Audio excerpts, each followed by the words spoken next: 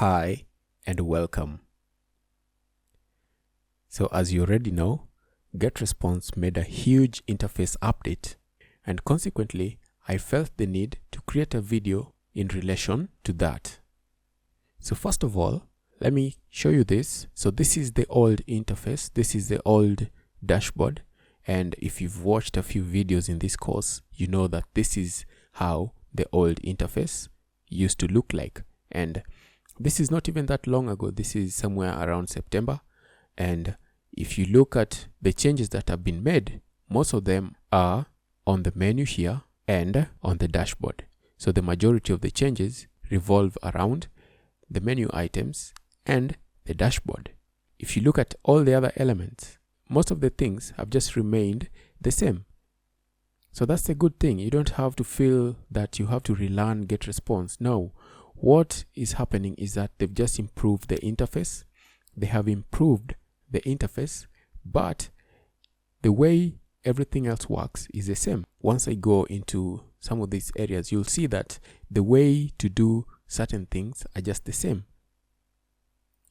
The way to do certain things are just the same as they used to be in the old Getresponse interface. So in the old Getresponse, all these menu items, all these items used to be up here like this. So I just wanted to show you this screenshot of the old Getresponse for those who are completely new to Getresponse. If you're completely new to Getresponse, if you've never used Getresponse before, you've never seen the interface, then it would be confusing for you to follow along in this video. And that is why this update is very, very important to someone like you. So this is how I'm going to do the update. First of all, I will go through this dashboard just to show you what is different here. I'm going to just click on these elements and you're going to see that most of these things are just the same. How to do things are the same. The only things that will be different, the only things that will vary will be how to reach those specific targets. For example, if you want to get to automation, if you want to get to how to create forms, you're going to see that the processes of creating those forms is the same. However, getting there has somewhat changed. So the way I'm going to do this update is this. This is going to be the first video, and then the next video is going to come after you watch the dashboard overview. In the next video, there is a dashboard overview video, which I think is very important for you to watch so that you can get a clear picture of what is happening, what is changing. So I'm going to leave that video after the dashboard overview video. I'm going to do another video just showing you these various elements. So if I come here, now here you'll see that I have the course outline here. So these are all the sections in the course. So this video, I haven't uploaded it yet, but once I upload it, I'm going to upload it after this, and then I will upload another one after this one. So you watch this video so that you can understand the old Getresponse. So the takeaway here is this. Getresponse has made an interface update, and even though that is the case, you shouldn't feel like you have to relearn Getresponse, because most of the things are still the same. And you're going to see that once I start clicking on these different elements, you're going to see that most of the things haven't changed. Most of them are just the same. Like if you want to create an automation, it is just the way I showed you in the automation section. If you want to see how to create forms, you'll see that it's just the same process. The only difference is how to get there. Now you can see even this one, forms and surveys, they have been combined. They used to be different. Now forms and surveys are under the same roof.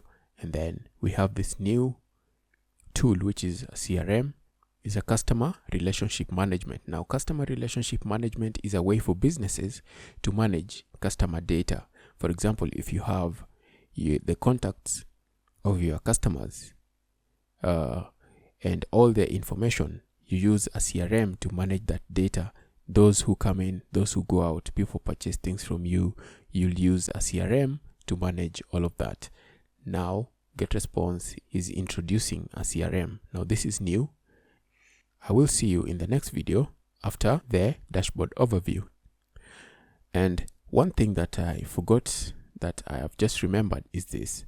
If you're new to Getresponse, that is, if you have a brand new Getresponse account, you will not be able to switch to the old interface. But if you have an old account, then you are able to switch to the old account. I don't know how long they're going to keep that up. I don't know how long that is going to be possible. They may decide that at some point that now everyone will be using the new interface and no one will be able to switch. So in the next video, watch the dashboard overview based on the old interface, and then after that I'm going to come here and we're going to look at the new dashboard interface. I'll see you in the next video. Hi and welcome. So after you've created your account, you land on the Getresponse dashboard, and this is what you have on the dashboard. So here you see they give you quick actions that you can take as soon as you create your account. You can add contacts. You can create a form which you'll use for collecting subscribers, or you can send a newsletter if you've been able to import contacts into your Getresponse account. Maybe you're moving from a different email marketing solution such as MailChimp or any other place. You can send a newsletter if you have been able to import your contacts into Getresponse. So down here you can see that I have 30 days. So you have a free trial for 30 days and you can play around with Getresponse and see what you like and what you don't like about it. And if you don't like it, you don't have to subscribe. So let's do a quick overview of the dashboard. So here you have these different links and we are going to go through most of this throughout this course. So you have the contacts, and the contacts, these are your subscribers. So you can add contacts, you can import contacts, you can add custom fields. We'll see what these are later on, and we'll also see what these are later on. Then we have messages. Messages are the actual emails that you'll send out to your subscribers. So here you can see you can create a newsletter, and you can look at newsletters that you've created so that you can maybe edit them or reuse them. Under messages, you also have autoresponders, and we're going to look at autoresponders in details later on. We also have statistics. Once you've sent your campaigns, maybe you want to see how they're performing. You'll come here and you'll see how your emails are performing, and you can also see your contacts. Once you've imported your contacts, you'll see the statistics for those emails that you've imported into your account. Then if you did any surveys, if you created surveys, you can see how they are performing as well. Then you also have surveys. You can look at surveys that you've created, and you can also create new surveys. And then forms. Now forms are a way for you to collect subscribers, and we'll see how to create them and how you can add them on your website, and how you can also add them to your Facebook page. So we'll see this later on. And then you also have landing pages. You can create landing pages on Getresponse. If you want people to subscribe to something, you can create a landing page. Then you have your form on that landing page so that you can tell them about whatever you're trying to get them to know about. Maybe it's a course, or maybe it's something new you're creating. It's a new website. You just want to get them prepared. You can create a landing page on Getresponse. And then we have automation. This is one of the newest features in Getresponse, and it is a very powerful marketing tool. This is something that you can use to track your KPIs. That is your key performance indicators. So this is a little bit complicated, and we're going to look at it later on in detail. And then we have webinars. You know what webinars are. If you want to create a new webinar, you can go ahead and create one and manage the webinars that you've created, or the ones that you have created in the past. So you can see Getresponse has a lot of features, and we're going to look at them one step at a time. We're mostly going to concentrate on email marketing. So we're going to start with contacts, how you can add subscribers, and then we're going to look at forms, how you can create forms. Then after that, we'll look at messages, how you can create newsletters and send those newsletters. So at this point, you're going to learn how you create templates.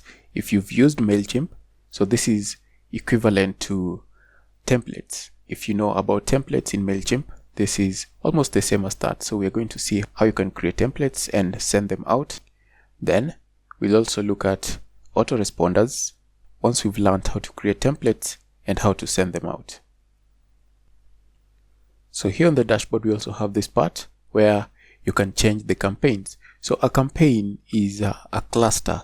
It is just a way for you to group things that are related. For example, you have contact emails for a certain campaign, and a campaign will contain messages you send to those people. It will contain the contacts for those people. So you can create different campaigns in here. So the campaigns in Getresponse are not the same as campaigns in MailChimp.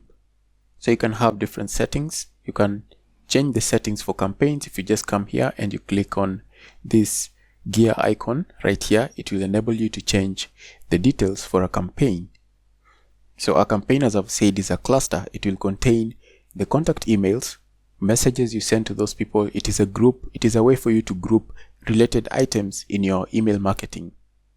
So for example, maybe you have one campaign whereby you have students and you want to group everything you send to students. Another one, maybe you have premium subscribers where you'll have all the contact information for the premium subscribers, all the emails you send out to them.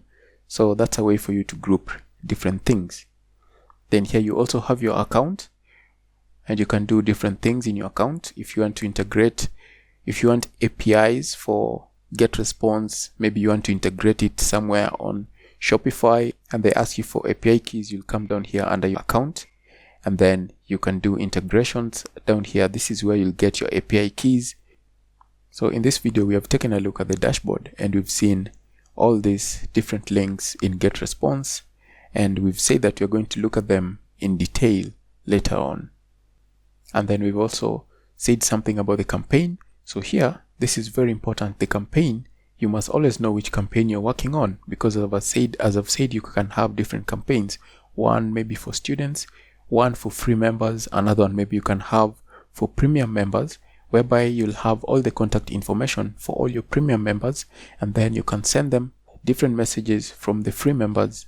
So you must always know the campaign you're working on. So if you want to change your campaigns, you can just change it somewhere here, and you can even create a new campaign. You can go to the campaigns list. So everything will always be under a certain campaign. So a campaign, as I've said, is a way to group them.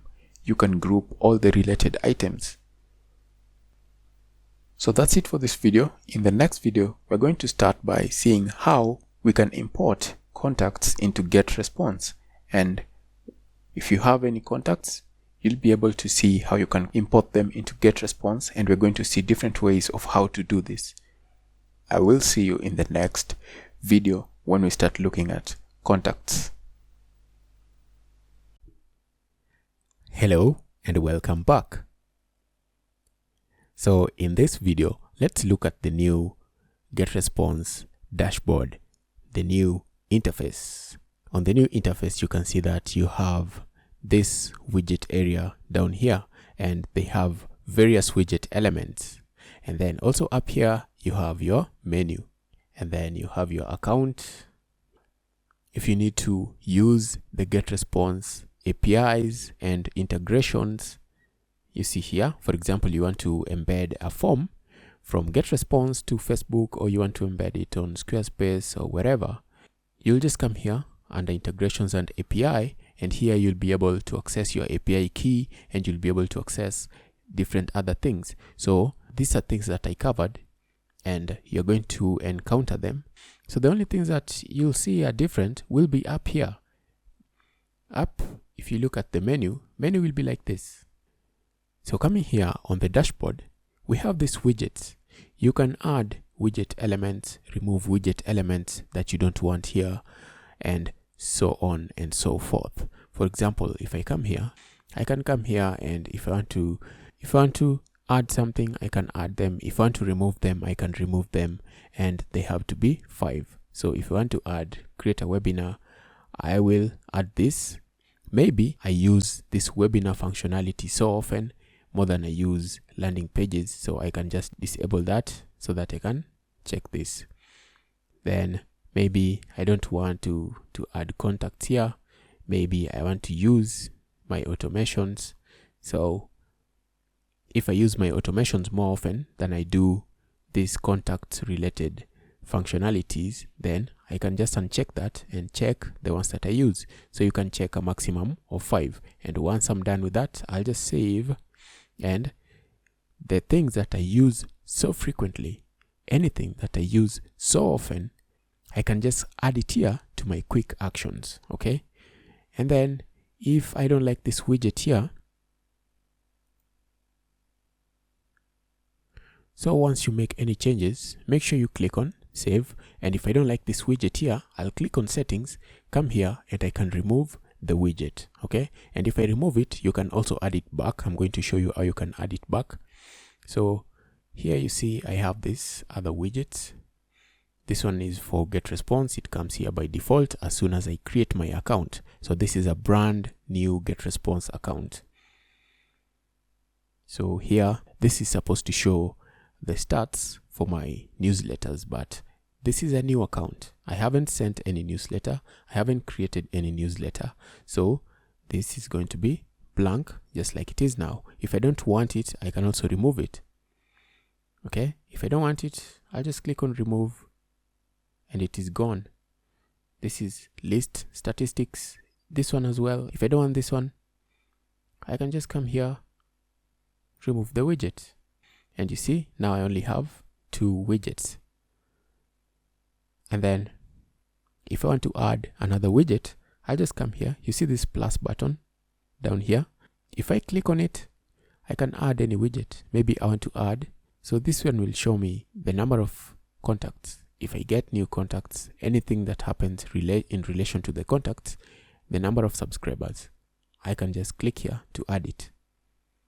And then maybe I want to see my newsletter stats. This is the one that I've just deleted. So if I add it, you'll see that we don't have any stats to show for the newsletter. We don't have any statistics to show for the newsletter, for any newsletter, because this is a new account. I don't have any newsletters yet.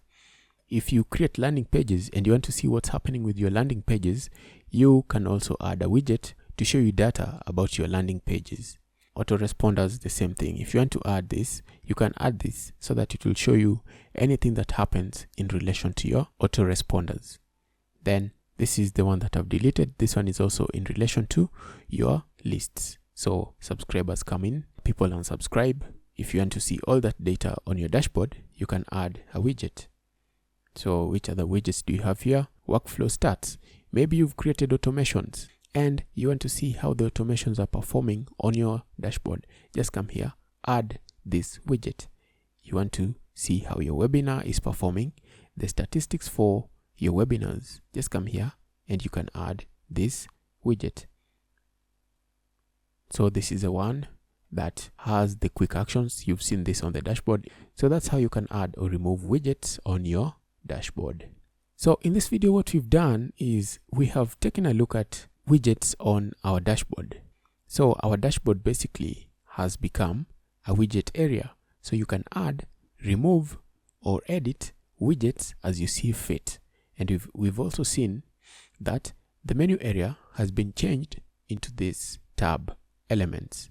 So what will happen is this. If you want to go into anything in Getresponse, you'll have to use this. Okay, so this is our link mechanism on Getresponse. For example, let's say I want to create a newsletter.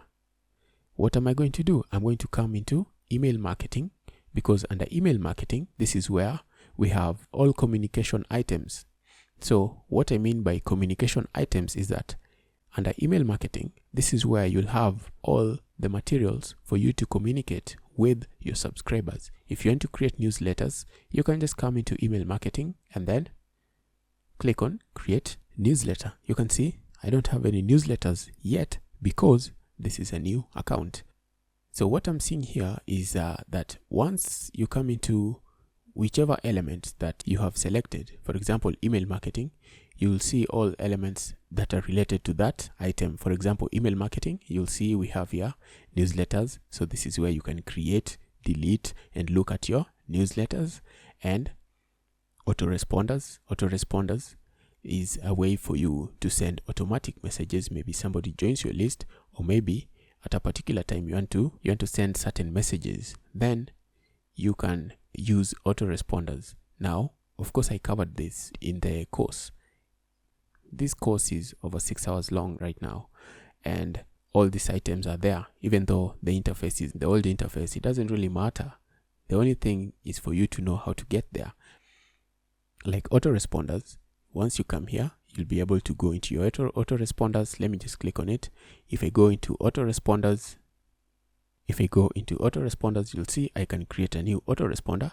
And guess what? Let me click on create new autoresponder, and you'll see what I mean when I say that nothing has really changed in terms of functionality.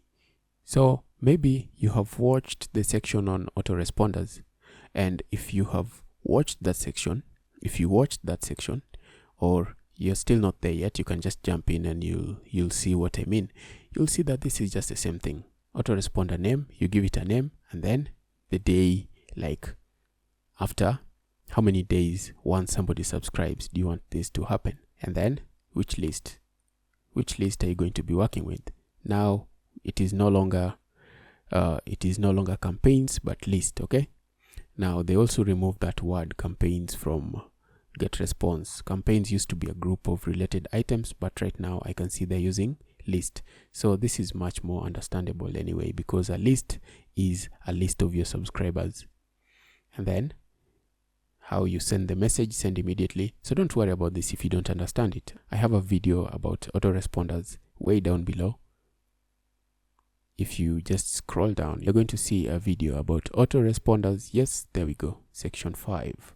We have 2 videos on autoresponders, and then after that we deal on automation. I really did a deep, in-depth coverage of automation in Getresponse.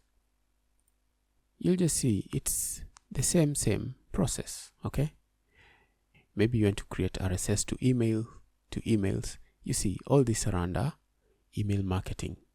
Now let's say I want to go into contacts.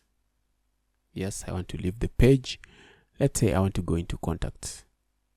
So you can see the same things that I covered in the Getresponse course, like suppression list hygiene, the stats for your list. If you want to see how your list is performing, you'll go into the stats and you see people unsubscribed, how many people subscribed, and custom fields. I spoke about custom fields. Search, if you want to search your list, you can just click here and you'll be able to search your list. Now, the thing that I'm seeing is, if you have used HubSpot here usually has like marketing and sales, and I don't know that there's a third one, I've forgotten. So normally if you click on sales, it will bring everything that is related to sales. Okay, like CRMs, everything that's related to sales. And then if you click on marketing here, it usually brings things that are related to marketing. For example, forms. Maybe you want to collect subscribers. That is on HubSpot. So that's like the same thing here, but in this case, you can see they have a whole lot of different things here on Getresponse. Honestly, Getresponse is one of the best email marketing tools out there. I personally use MailChimp, so I know Getresponse is one of the best. Their automation is just amazing, and now they've introduced CRMs. I don't want this video to be really long, so in the next video, let's click on these other items so that we can see what they're all about. So if you want to go back to the dashboard, just come here, click on dashboard. You can see everything is just there for you. If you want to go and create landing pages, you want to go and create webinars, you want to create a form, this is what you will use to collect subscribers on your website. And if you want to connect it to the Facebook, then you can also do that as well using integrations. And I did a video on integrations, so don't worry about the change in the interface. It doesn't really matter. The only important thing is for you to know how to get there. Like you can see when you look up here, there's nothing to do with autoresponders. There's nothing to do with newsletters. However, if I look at the old interface, let me just bring up that video. If I look at the old interface, you will see that we have messages, and normally things like newsletters, those used to be under messages. Autoresponders, all that used to be under messages. And you can see forms used to be on their own and surveys used to be on their own, but they have decided to put them under one link. That is just to save space. So let's continue in the next video, and let's just click on each of these so that we can see if there is anything that is really different. Because if you watch this full course, I covered everything about Getresponse. Maybe a few things here and there I didn't cover, but I did cover almost everything. That's why the course is almost 7 hours right now. By the time I'm done with this update, it's definitely going to be over 7 hours. So I'm sorry the video has been long, but I just kept going and going and going. Anyway, if you have any questions, make sure you let me know. Just know that everything is the same as long as you can get to it. If you want to create a newsletter, the process is the same. If you want to create a form, it will just be the same. In fact, the next thing I'm going to click on in the next video is forms, and you're going to see that if you're creating forms, it is just the same process. So I will see you in the next video, and most importantly, if you have any question, just make sure you let me know. I will see you in the next video. Hi and welcome back. Now this is where we stopped in the last video, and we said that you can add widgets, remove widgets. When you click on email marketing, we saw that once you click on email marketing, you can create newsletters, you can create autoresponders, you can look at the statistics of the various newsletters and so on. Let's continue on just by exploring the new interface. The new interface is different from the old one, but the only difference is getting to elements. It's not how you do the various things. If you want to create a newsletter, the process is the same. As long as you get to the point where it tells you create a newsletter, then everything is just the same process, as you will see. So the most important takeaway for you is to know how to get to the various elements. Let's click on forms and surveys. So this is a new account. I don't really have any contacts and I don't have any forms yet. That's why I'm seeing this here. But if I had forms, I would see the list of my forms. So you can manage your forms. That's where we are. If I click on manage forms, it should be able to show me all the forms I've created. In the section about forms, you'll see that I created a bunch of different forms, and I went in depth just showing you how you can embed forms, Getresponse forms, how you can embed them on WordPress, how you can embed them on a plain HTML website. If you look at this section on Getresponse forms, you can see I have 13 videos about forms, different forms using Wizard, create a form using the Wizard, list builders, and a bunch of other videos.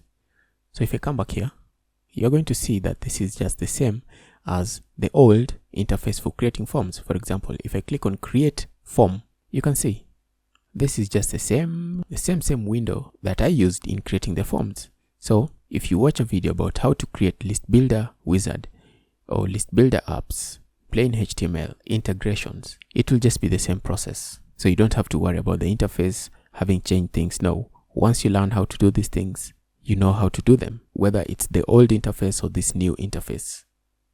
I don't want to go through the process of creating forms because you're going to look at that in depth in the forms section. So let's say I go to surveys. I don't have any surveys yet, and if I had forms which were disabled, I would be able to click here just to see the list of surveys that are disabled. Maybe they've ran their course and I needed to disable them. I would be able to see them here, but I don't have any surveys. Let's say I click on create a new survey just to see if anything is different about the process of creating surveys. Just the same process. You give the survey a name, description, the reference of the survey. You can give it a reference which will enable you to know the survey that you're working with, and you can use that reference to refer to that survey, maybe to your subscribers. And then opt-in, single opt-in, double opt-in. These are the same things. You want a thank you description, you can put a description there, URL, logo URL. So in the section about surveys, let me come here, RSS setup and surveys. So I did one video, 9 minutes of surveys. This should cover most of the things here. So let's go back to the dashboard, or you can go into any of these items. Now, one of my favorite things in Getresponse is automation. The Getresponse automation is really powerful, and it's one of the best for all the email marketing solutions that I've used or worked for other people on. The Getresponse automation is really amazing. And it's also really easy to use. Once you understand how to use it, then you will understand how you can create all different kinds of automations. And I can tell you, I created a bunch of videos just on automation because I wanted that anybody who watched this section on automation to become proficient in this automation thing. You can see some are 12 minutes long, some are 14 minutes long, some are 20. So even if you don't want to watch the entire course, just go and watch this automation part, because I did cover a lot on automation. We did examples, we created scenarios. This automation, let's just see if anything is different about automation, because if something is different, then that will be a problem. But since I'm seeing this video and this is how things are, then the process is just the same. So let's say I start a workflow. I'm going to end the video here, and in the next video we're going to start from here.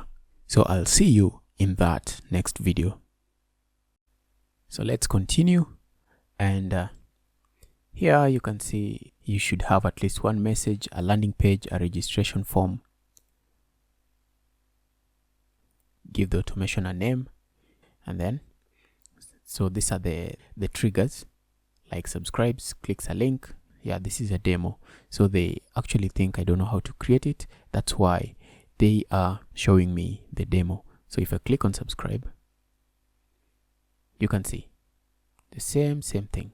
I can choose an action. Which action do I want? Let me send them a message, and then I can connect that to that. Subscribe, send a message. The first time you open your account, it will give you this demo, the interactive tutorial that will show you how to use automations. So this is just the same thing, and if you go to the section on automation, you'll see that this is just the same thing. Nothing has changed here really.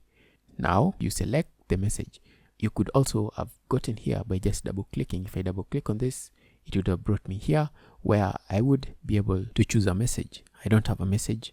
I don't have any message. Now to create messages, you can create messages under automation. There's a section for messages where you can create newsletters, and those newsletters will be specific for your automations. So you can just come here and select them. So these are things that I've spoken about in upcoming videos about automation. Then we can go back here to add elements. So you choose a message. Once I've chosen the message to send, let me come back to elements and see what's next. Then here, once I send this message, will they open that message that I sent? If they open the message, something will happen. If they don't, something else will happen.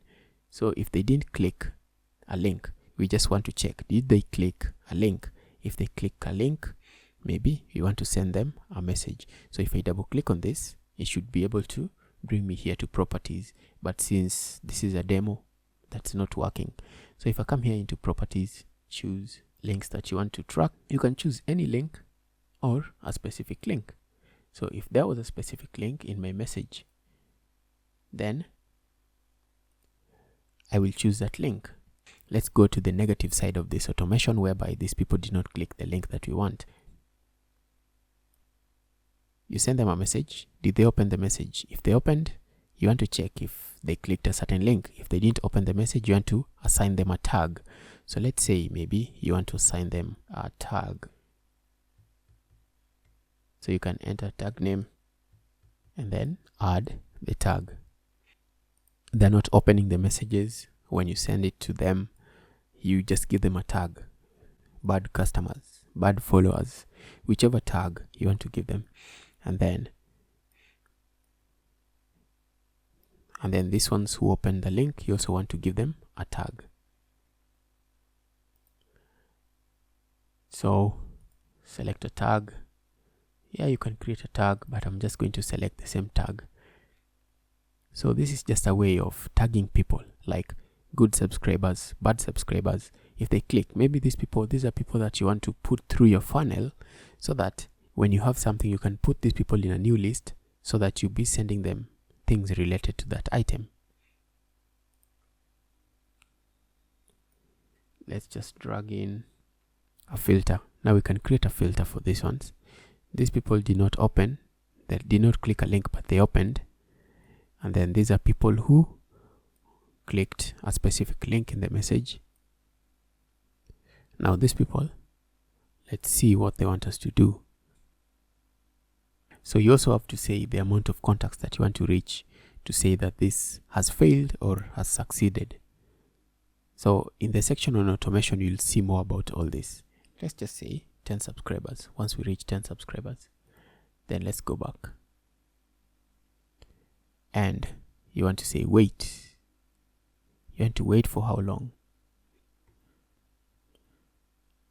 If this is a little bit confusing, of course it will be a little bit confusing if this is your first time, but I'm telling you, if you go under the section of automation, there is so much that by the end of that section, you will be comfortable working with automation. And then after you wait for that number of days, you send them another message. So we are sending a message to these people. And then these ones you wait. For these guys, you send it immediately. So I'm being told that my automation has been completed. And if it weren't complete, you won't be able to save it. Let me just click on save the workflow. And this is a very simple workflow. So workflow saved. Let's say that I remove this and then I save and publish.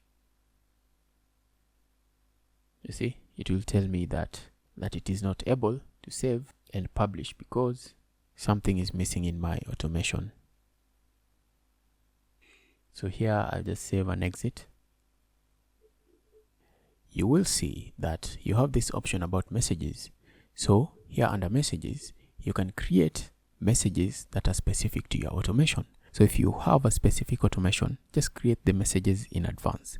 So you'll see all this when you come to the section on automation. We've already established that everything is just the same in creating automation, whether you're in the old interface or the new interface. The only thing you have to know is how to get there. How do you get there? Let's say you're in the dashboard. If you want to get to automations, you'll just come here, click on automations. This is the automation that I've created. So if you want to create another automation, just click on create a workflow and you'll be able to start from where we started. You choose a trigger. What is the trigger? The trigger is maybe somebody clicked a certain link in a certain message. Maybe another trigger, somebody subscribed. You know, Getresponse has landing pages, Getresponse has forms. So you can also say if they subscribed from a certain landing page, then that will be your first trigger. Once I go through the interactive tutorial about automation, I will be able to create any other automation using all these other triggers. So you can see the triggers that we have here: subscribes, clicks a link, somebody opens a message. I don't really think that there is any reason for you to believe that the new interface should make you relearn Getresponse. No, most of the things are the same. Let me just come here under email marketing. This is where you're going to have newsletters. This is where you're going to have autoresponders, and you're going to have RSS to email. I also did a video on that, and the process is the same. Newsletters are the most important part about email marketing in Getresponse, because the newsletter is what will go out to your subscriber. Now, let's say I create a newsletter, and I can already see that there is no change really. Do you have the template, the code? You can just paste the code in there, or you can design yours. from scratch using templates, using themes that are already available in Getresponse. If I click on drag and drop editor, I know that somewhere around video number 20, I did a bunch of these videos as well.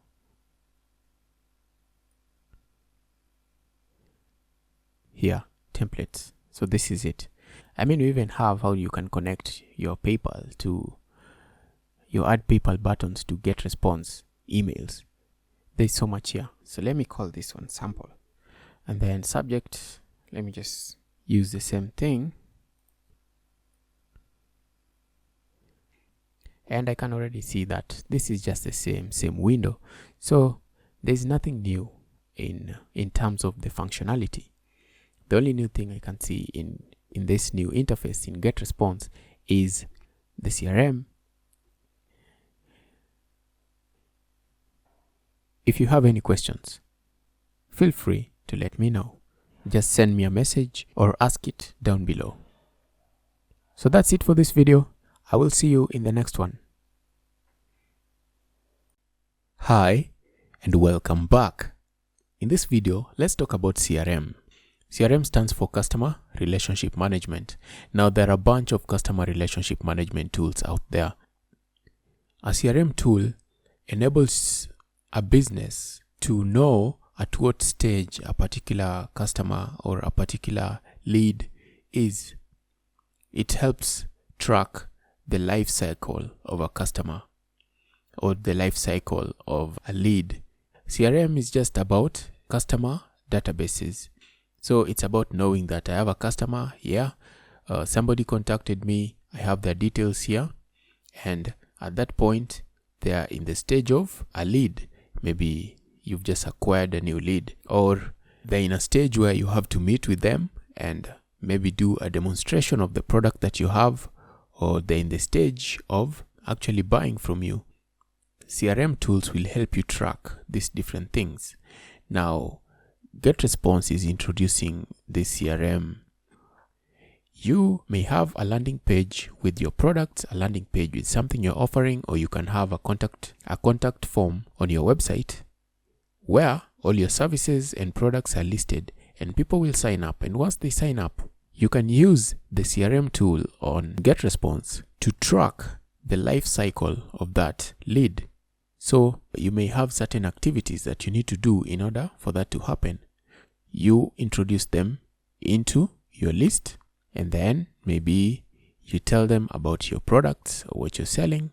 You request, if you're selling actual services or physical products, you may request a meeting. You go and meet with them, and at every stage you move them into a different category. So when you've just met them, they've come into your list. At that point, maybe they're in one stage where they're a new lead, and then once you talk to them, you tell them about your products, and they tell you like, yeah, I've actually been looking for this solution. At that point, you may move them into another list and they become a prospect. And then maybe you organize a meeting. You call them up and you organize a meeting with them, and then they say they're going to buy, and they actually buy. At that point, they become a customer, and you move them into the customer category. So that's what a CRM is about. It's just a way for tracking the life cycle, okay? At what stage someone is. They're a good customer. Some people can be good customers. Some people are one-time customers.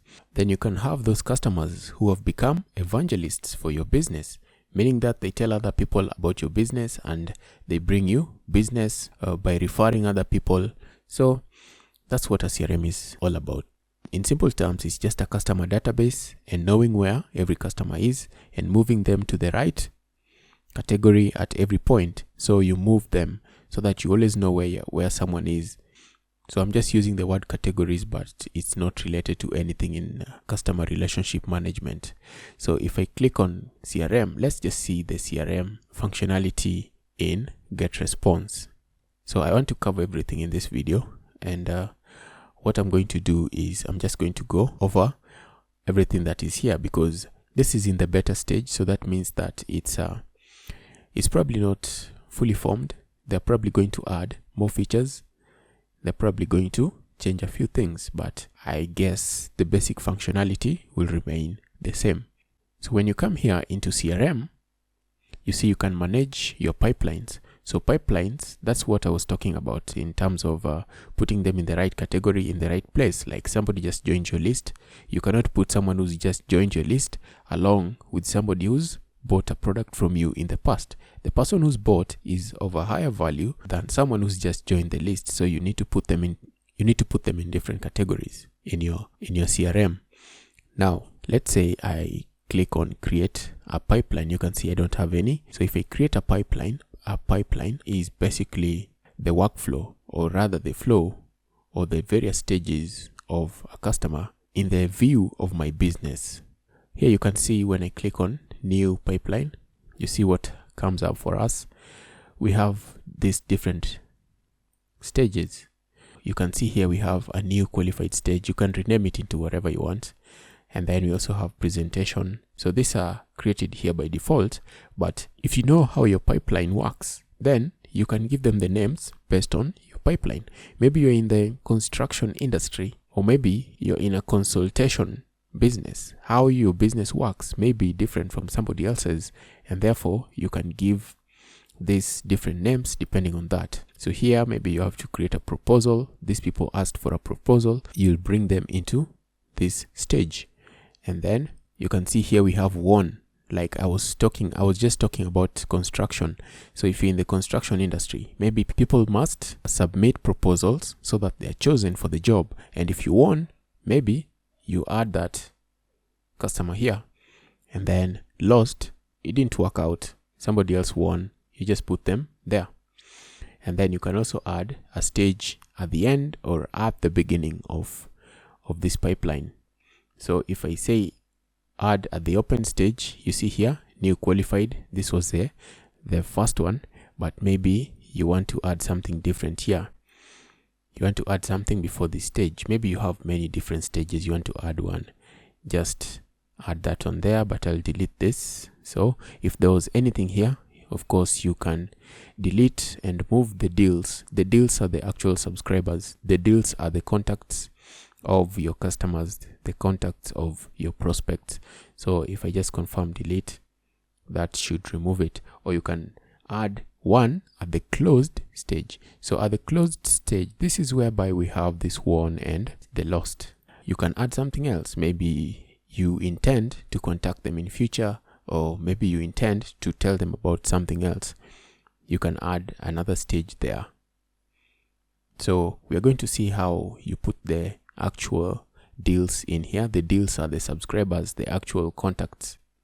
You can see all of this. You can delete some of them. This ones I see you can't delete, but up here we have save. Let me click on save. Before you click on save, you can change the name to something that is more appropriate and reflective on what your pipeline is about. Okay, so if you want to change the name, you just click the gear icon and you'll change the name, and then you click on save or cancel. So once I do this, of course, the next thing is you want to see how you can add the actual subscribers or the actual customers. Now, just a practical example. Let's say that you want new customers. So you come to Getresponse and then you create a landing page or a form, and then you want those people to be in your pipeline here. So what you'll do is, so you'll click on add deals, and then you can select the actual list here. In most of the videos upcoming, you're going to see that lists is not a common term. It used to be campaigns, okay? But now campaign is just a list, okay? So every time you come across the word campaign in one of the videos I will do in future, just know that it entails the list. Choose the list that you want to import those subscribers from, and you're importing them into your CRM. So let's say these are just new people. These are new people that you want to add to your CRM. So from which list? So I've already selected the list. There we go. And then what do you want to do with your contacts? You can convert all from the selected list. You can also convert existing and future. So what this means is that if you select this, all people in this list, or whichever list you choose, they will always be added into your pipeline. You can also say you want to select manually and you want to choose certain people from that list. But in my case, let me just say convert all, and let me say convert existing and future contacts. Then I go next. So I hope you understand that bit about selecting. It's just future proofing, such that if new people join the list, they will automatically get added, and then you can start contacting them and telling them about your services and business and so on and so forth. Now label, just give it a label. What's the characteristics of the deals? Okay. So I can say mine are newbies, and then you can add the stage at which you want to add them. Do you want to add them at the new qualified stage, or do you want to add them at the presentation stage? So it depends on the stages that you had. So for me, the first one was new qualified. This is someone who's just joined my list. And then you want to say, if they join my list today on 3rd of January 2018, maybe you say 2 weeks from now, I should have closed this person. I should have closed them on the deal and everything should be done. It depends on the business that you're in. So if you give yourself 2 weeks, you'll say that it should be closed by 17th. And on this date, you'll go and check and make sure that you followed through. Okay, you did everything you're supposed to. And if you won, you won. If you lost, then you lost. C'est la vie. Now, account manager. Maybe you have employees, different marketers, and you want different sales representatives. You want this to be somebody's responsibility. So maybe there's one person who deals with new people. He tells them that, hey, this is our business, and then once he's done with that bit, manages to get a meeting, somebody else will go in and deal with those people during the meetings and the presentations and the demonstrations. So maybe you can give them an account manager. And if you're only one person, you can just leave that blank. Then maybe you say, what is the deal value? Let's say you're selling a particular product that has a specific cost. So you know the price of whatever you're selling. Maybe it's $100. If everything works, then in the end you should get $100. So that's what this is. And you can change the currency there to reflect wherever you are. And then go next. You can see this has been added. There's only one contact in that list. If you had lots of lists, you'd be able to see all of them here, and you can change them and put them wherever you want to put them. So let's say this is a list and you want to use this to plan out. Okay, you want to plan what actions you're going to take with this list and whoever else is in this list. So if I come here, I can go into edit. So if you had different people, you do this for every single person in the list. So the label, this is a newbie, they're new to my list. That's just a label that I gave, but you can give the label based on your business. And then all this we added. So you can change this here, the value. You can change anything else there. And then another important thing, you can create an action. An action, do you want to call, email? Are you going to meet them? Or are you taking a demonstration to them? Are they coming to see you? So you can create an action here, okay? So if you create an action, let's say that you will call them. And then you schedule the call for the next day. Click down on OK. And then you can add notes, any notes that you want to add here to remind you of anything specific about them. So right now, there's no way for this to actually bring back a reminder to you, but I think that's something they should think about or they're working on. Like if you say a call, maybe it should send you an email at a certain point telling you that you need to call this person or you need to go and meet someone. It should do something like that, but currently this CRM doesn't. Now comments, you can add any further information that you want to add. Then deal history, you can see how things have worked out to that person in the past. They just joined the list. There's nothing else that is new. just join the list added to pipeline, and that's it. And then contact details, you can view their information here, phone numbers, everything. This, I forgot to save this. It was for the next day. And then go. And then if you want to add notes, add notes. Comments, add comments. And then make sure you click on save so that that action can be added. You see now we have an action there. And I don't have anything else to add here. And you can also see that here it allows you to add more deals. If you want to add more people here, you can add more people. If you want to send a message, you can send a message. Let me just click on this for example's sake.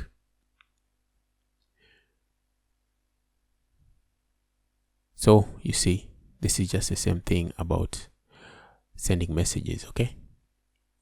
So let's go back. So if you want to send a message, you can select that, and you can also export these ones. If maybe you're taking them to a different platform also, you can export this if you had more people here. And let's say that on this day, the 4th, you call that person and everything goes well. You plan a presentation. You're not going to leave them here, okay? What's going to happen is you're going to come here and you're going to move them. You will move them because you have to track where they are. That's the point of a CRM. You have to track where that lead or where that customer is. You have to track. So at this point, this person is in presentation. So maybe you'll come here and edit it. And then you'll say that this was done. You called them. That was done. Mark note as done. And then you want to add a new action. Okay. Now you've set up a meeting and you'll meet them on 7th of January.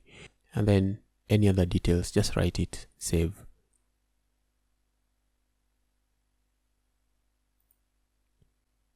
And then here again, if you want to send a message, you can send an email to them.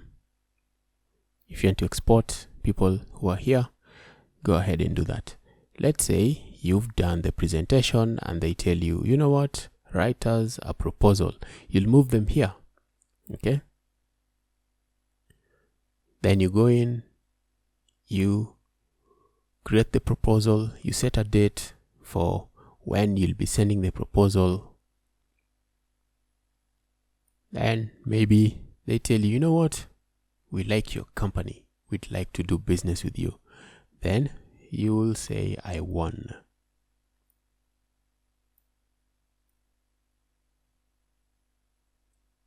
You won the business. If it didn't work out, you will put them here.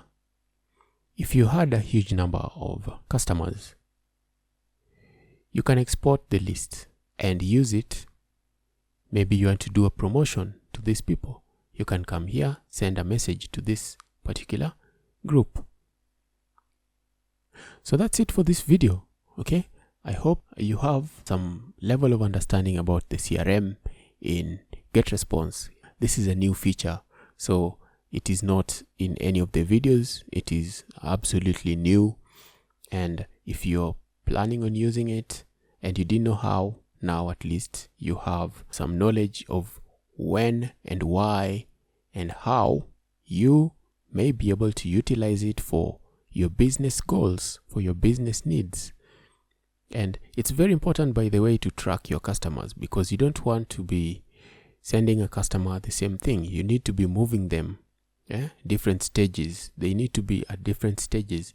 Like if you spoke to someone, if somebody joined your customer database on a specific date, you should have a goal that on this specific date, I should have told them about this and at least organized a meeting and see if they're going to buy. And you can use that, and you can use the Getresponse CRM to help you in that respect. So that's pretty much it about this. I don't think that there's anything else that I will need to update on in the course as per now, because as I've told you in the past videos, most things have changed the interface has changed, but most of the things are still the same. You'll just do them in the same manner.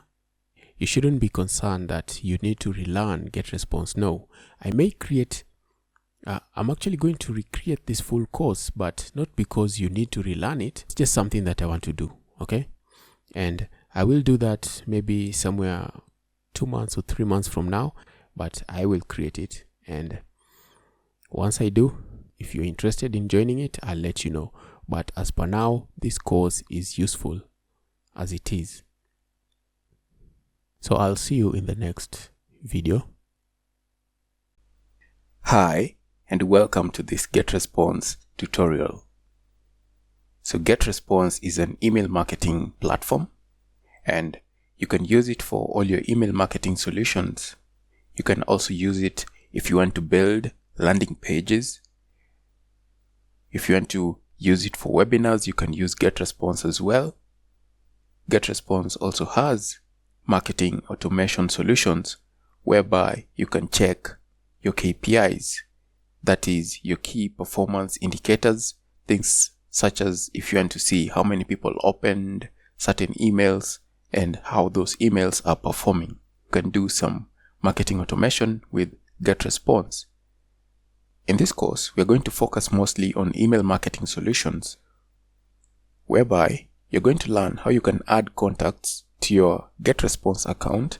You're also going to learn how you can collect emails on your website or any other place using the Getresponse forms. And then you're also going to learn how you can send newsletters using Getresponse.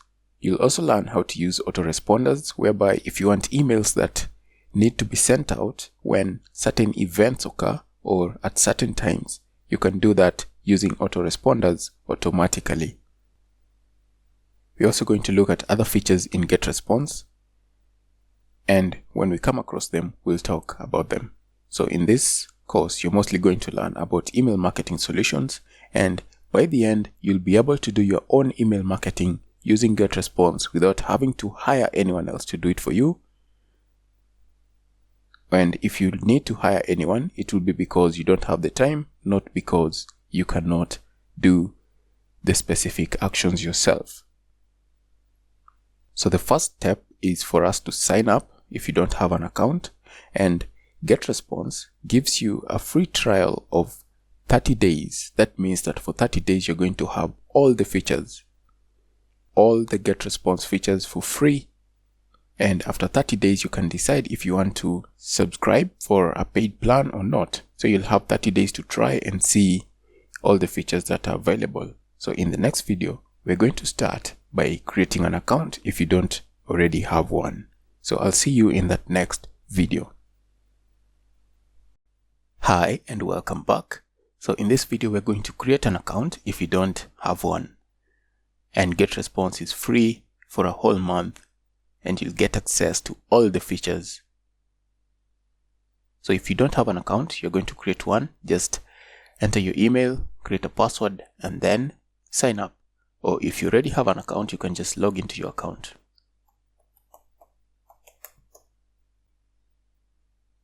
So your password needs to have at least 6 characters, mix letters and numbers, mix lowercase and uppercase, and use special characters.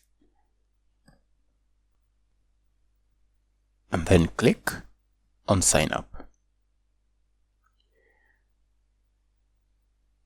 And then you'll need to go to your email, the one that you used for signing up, so that you can click on the activation link provided. So if I come to my email, I can click on activate your account. And then to activate the free trial, you'll have to fill in all these details. And then you'll click on activate trial. So this is all on you. You'll fill in your first name, last name, and then provide your phone number. And then this is optional. The company is optional. You have to give your address, street, city, state.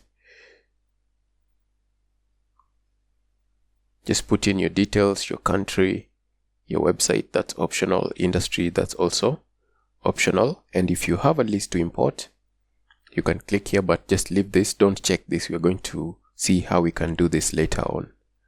And then once you filled in all these details, just come down here and click activate free trial. So I'm going to pause so that I can fill in all these details purposely to make this video shorter. So I'll see you once I'm done in the next step.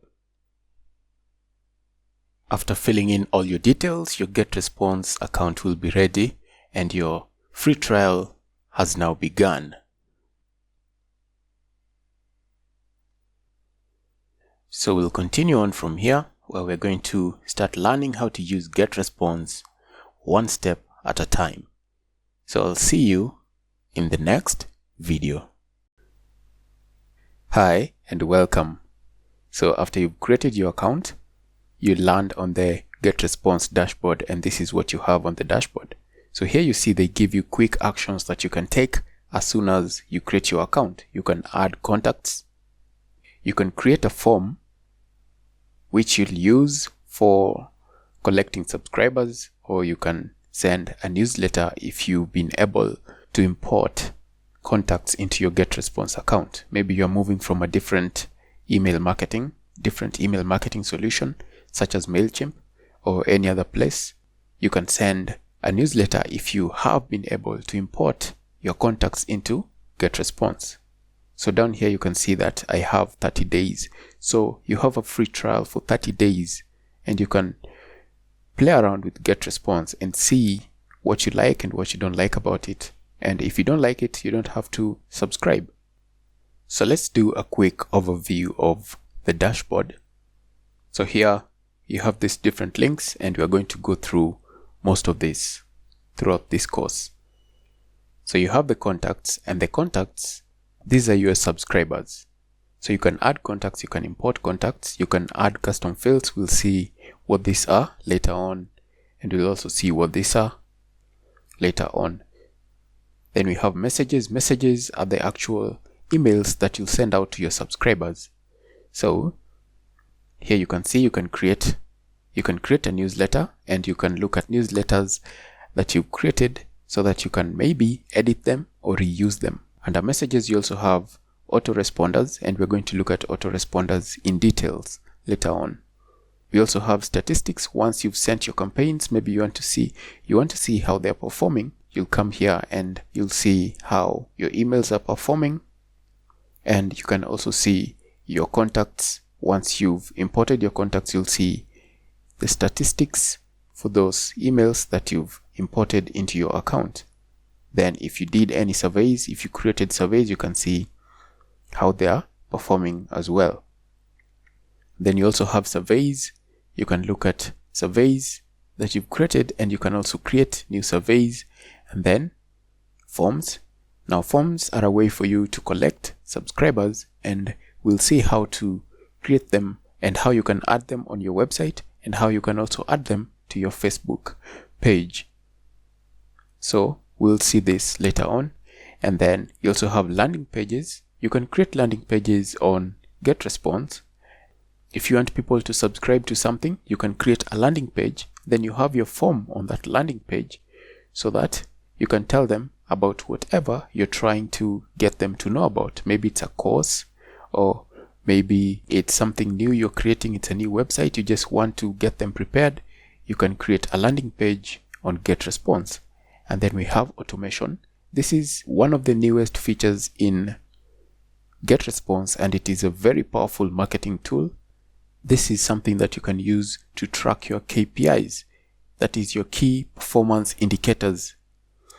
So this is a little bit complicated, and we're going to look at it later on in detail. And then we have webinars. You know what webinars are. If you want to create a new webinar, you can go ahead and create one and manage the webinars that you've created, or the ones that you have created in the past. So you can see Getresponse has a lot of features, and we're going to look at them one step at a time. We're mostly going to concentrate on email marketing. So we're going to start with contacts, how you can add subscribers, and then we're going to look at forms, how you can create forms. Then after that, we'll look at messages, how you can create newsletters and send those newsletters. So At this point, you're going to learn how you create templates if you've used MailChimp. So this is equivalent to templates. If you know about templates in MailChimp, this is almost the same as that. So we're going to see how you can create templates and send them out. Then we'll also look at autoresponders once we've learned how to create templates and how to send them out. So here on the dashboard, we also have this part where you can change the campaigns. So a campaign is a cluster. It is just a way for you to group things that are related. For example, you have contact emails for a certain campaign, and a campaign will contain messages you send to those people. It will contain the contacts for those people. So you can create different campaigns in here. So the campaigns in Getresponse are not the same as campaigns in MailChimp. So you can have different settings. You can change the settings for campaigns. If you just come here and you click on this gear icon right here, it will enable you to change the details for a campaign. So a campaign, as I've said, is a cluster. It will contain the contact emails, messages you send to those people. It is a group. It is a way for you to group related items in your email marketing. So for example, maybe you have one campaign whereby you have students and you want to group everything you send to students. Another one, maybe you have premium subscribers where you'll have all the contact information for the premium subscribers, all the emails you send out to them. So that's a way for you to group different things. Then here you also have your account, and you can do different things in your account. If you want to integrate, if you want APIs for Getresponse, maybe you want to integrate it somewhere on Shopify and they ask you for API keys, you'll come down here under your account, and then you can do integrations down here. This is where you'll get your API keys. So in this video, we have taken a look at the dashboard and we've seen all these different links in Getresponse, and we've said that we're going to look at them in detail later on. And then we've also said something about the campaign. So here, this is very important. The campaign, you must always know which campaign you're working on, because as I've said, you can have different campaigns. One maybe for students, one for free members, another one maybe you can have for premium members, whereby you'll have all the contact information for all your premium members, and then you can send them different messages from the free members. So you must always know the campaign you're working on. So if you want to change your campaigns, you can just change it somewhere here, and you can even create a new campaign. You can go to the campaigns list. So everything will always be under a certain campaign. So a campaign, as I've said, is a way to group them. You can group all the related items. So that's it for this video. In the next video, we're going to start by seeing how we can import contacts into Getresponse. And if you have any contacts, you'll be able to see how you can import them into Getresponse, and we're going to see different ways of how to do this. I will see you in the next video when we start looking at contacts. Hi and welcome back. In this video, we are going to learn how you can add a contact to your Getresponse account. So throughout the videos, you're going to be using these emails as samples where necessary. So right now, we are going to start by adding contacts, and I'm going to show you how you can add one contact at a time. So if I come here under contacts, I'll just go to add contacts. So this is for that scenario where you want to add one contact at a time. So if you manually want to add a contact, you'll just come into contacts and then click on add contacts, and then you'll be able to add the contacts that you want to add here. So in this case, you'll need to choose the campaign, and as I said, a campaign is a way for grouping related contacts. So if maybe you have different levels of users in your website, you can use campaigns to group them. So if you were to create other campaigns, you'd go back to the dashboard, and then here you remember where there was that form with the name of the current campaign. You can click on it and you'll be able to create a campaign. You're going to create another campaign later. So it's important to note that the campaigns in Getresponse is not the same as the campaign that you know about in MailChimp. That is, if you've used MailChimp. So you can add the name and then you add the address, and then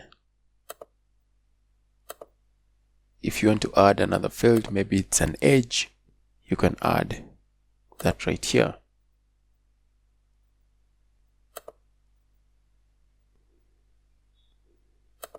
Date, you can add that. If you want to add maybe a city, you can add that. So there are a whole bunch of others that you can add. So if you want to add a website link, you can just add that. So I don't need to add any of this, so I'll just delete that. Let's come back to this list that we have and let's add a name. Let's call this as the name, then paste it there, and then let me go back for the email.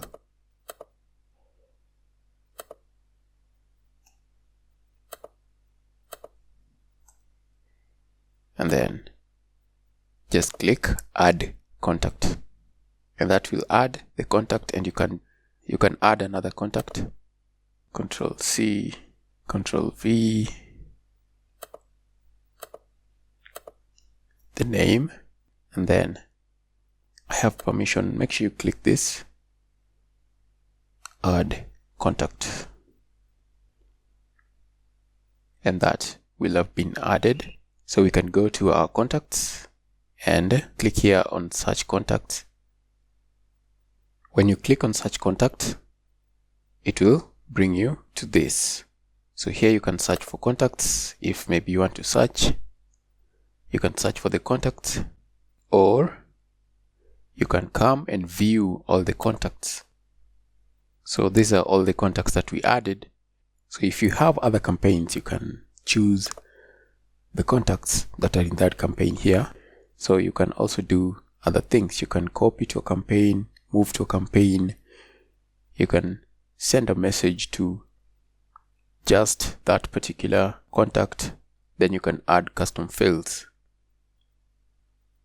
You can remove them from account. So if you want to remove from account, you can just come and choose the ones that you want to remove. And then once you select, you can select all your contacts. You can choose all. Like if I just come here and say choose all, and then down here there's this place for actions where you can do something. For instance, if you want to remove them from your account completely, you can click this to remove. You can remove from the campaign. You can copy them to a different campaign. If you have other campaigns, you can move to another campaigns. Moving them will move them completely. Copying will keep the versions that you have here and will also copy them to the new campaign. Or you can send a message to the selected contacts. So in this case, I don't want to remove them. I'll just leave them, and I want to go back to the dashboard. So in the next video, we're going to see how you can import contacts. We're going to see different ways of how you can import contacts. And before we do that, we are going to create a new campaign which will house those contacts that we'll import. So I will see you in the next video when we continue from here.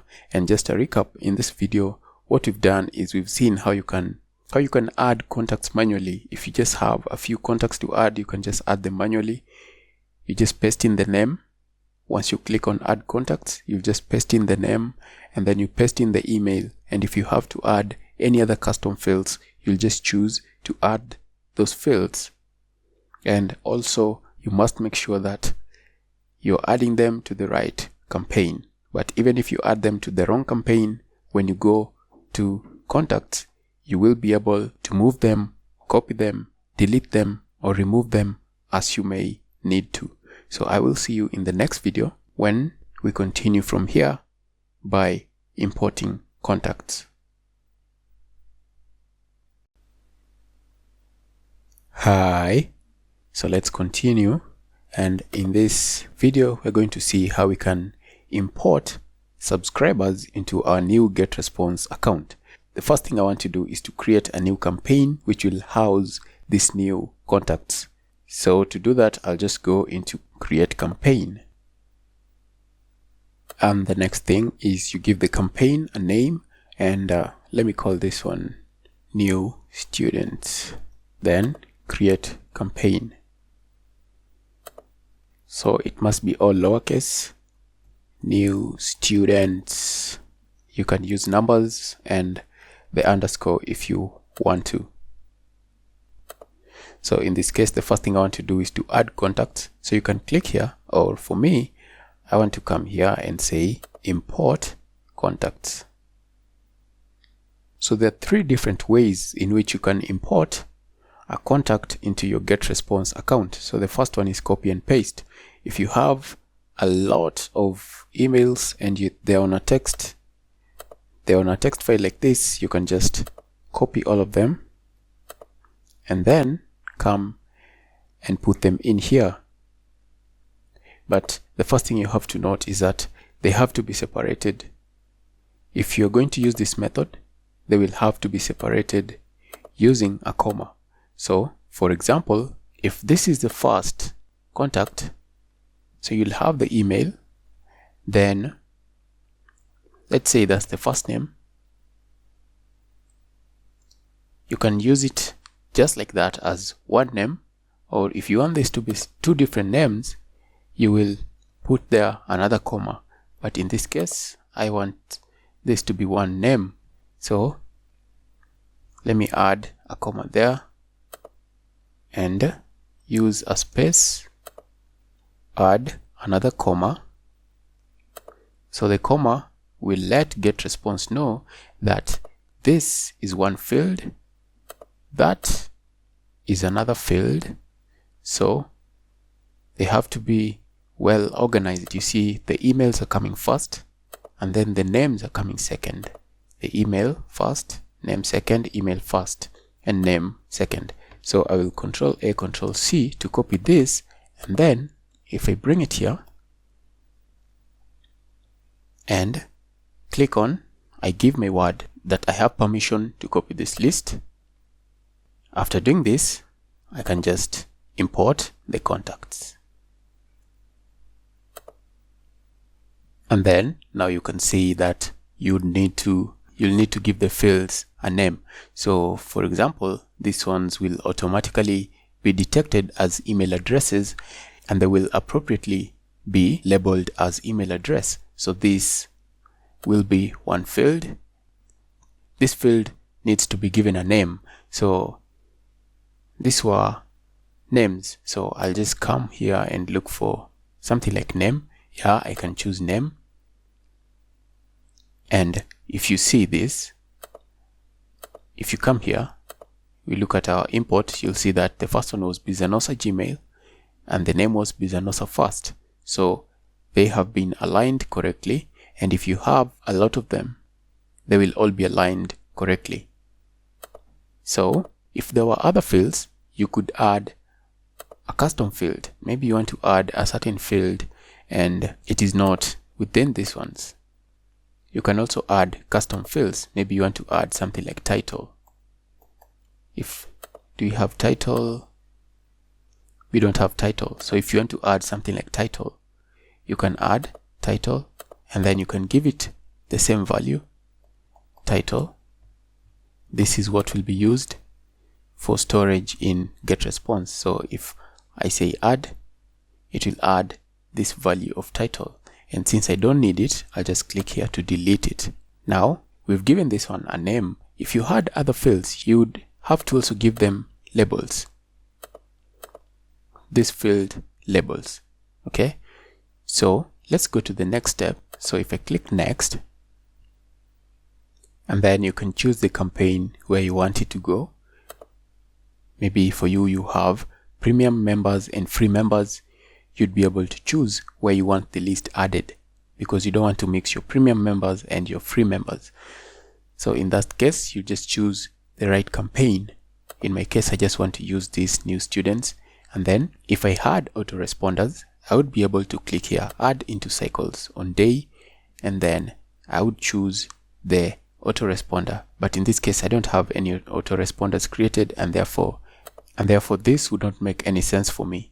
So after all this, I can just click on finish import. Import successful. So now that you already have contacts in the campaign, you can create a newsletter and send to them, or you can import more contacts. So what I want to do is I want to go back here into import more contacts. So in this video, we have seen how you can import your contacts using copy and paste. In the next video, we're going to see how you can upload a file. And then in the next one, you're going to see how you can use other services. If you already have contacts in those services, how you can just link to them and then import those from those services, from these services. So we'll just brush up on this later on after we look at how you can import a file. For example, you have a CSV file that you have exported from another email marketing platform, for example, MailChimp. So we're going to look at that in the next video. So in this video, we've just seen how you can import via copy and paste. But what I want to do is I need to go and delete the contacts that have imported, because the next ones that I'll be importing will be the same as the ones I've just imported. So I can go into contacts and let me go into search contacts. And then let's say view all contacts. And the contacts that we want are, so in this case, I want to remove this. Since I know them, I can just remove them manually. And once I select them, I can click on action and I will click on remove from account. Okay.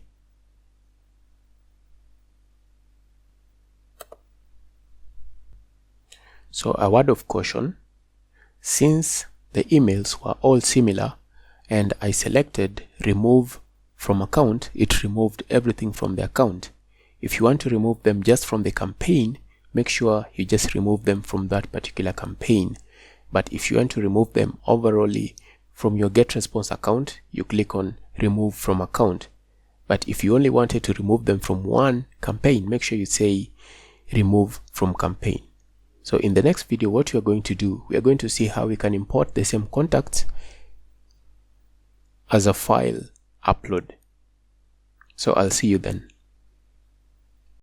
Hi and welcome back.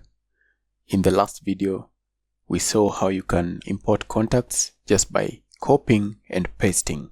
And we said that if you're adding your contacts, you need to separate the different fields using a comma. You can use a comma, you can also use other delimiters, but a comma is good enough. So if you wanted this to be different fields, the email will be a different field, that will be a different field, and we called this one name when we were importing it into Getresponse. And you also have to make sure that the different contacts are in different lines. So that's the first line, that's the second line. So in this video, what we want to do, we want to import our contacts from a file, using a file.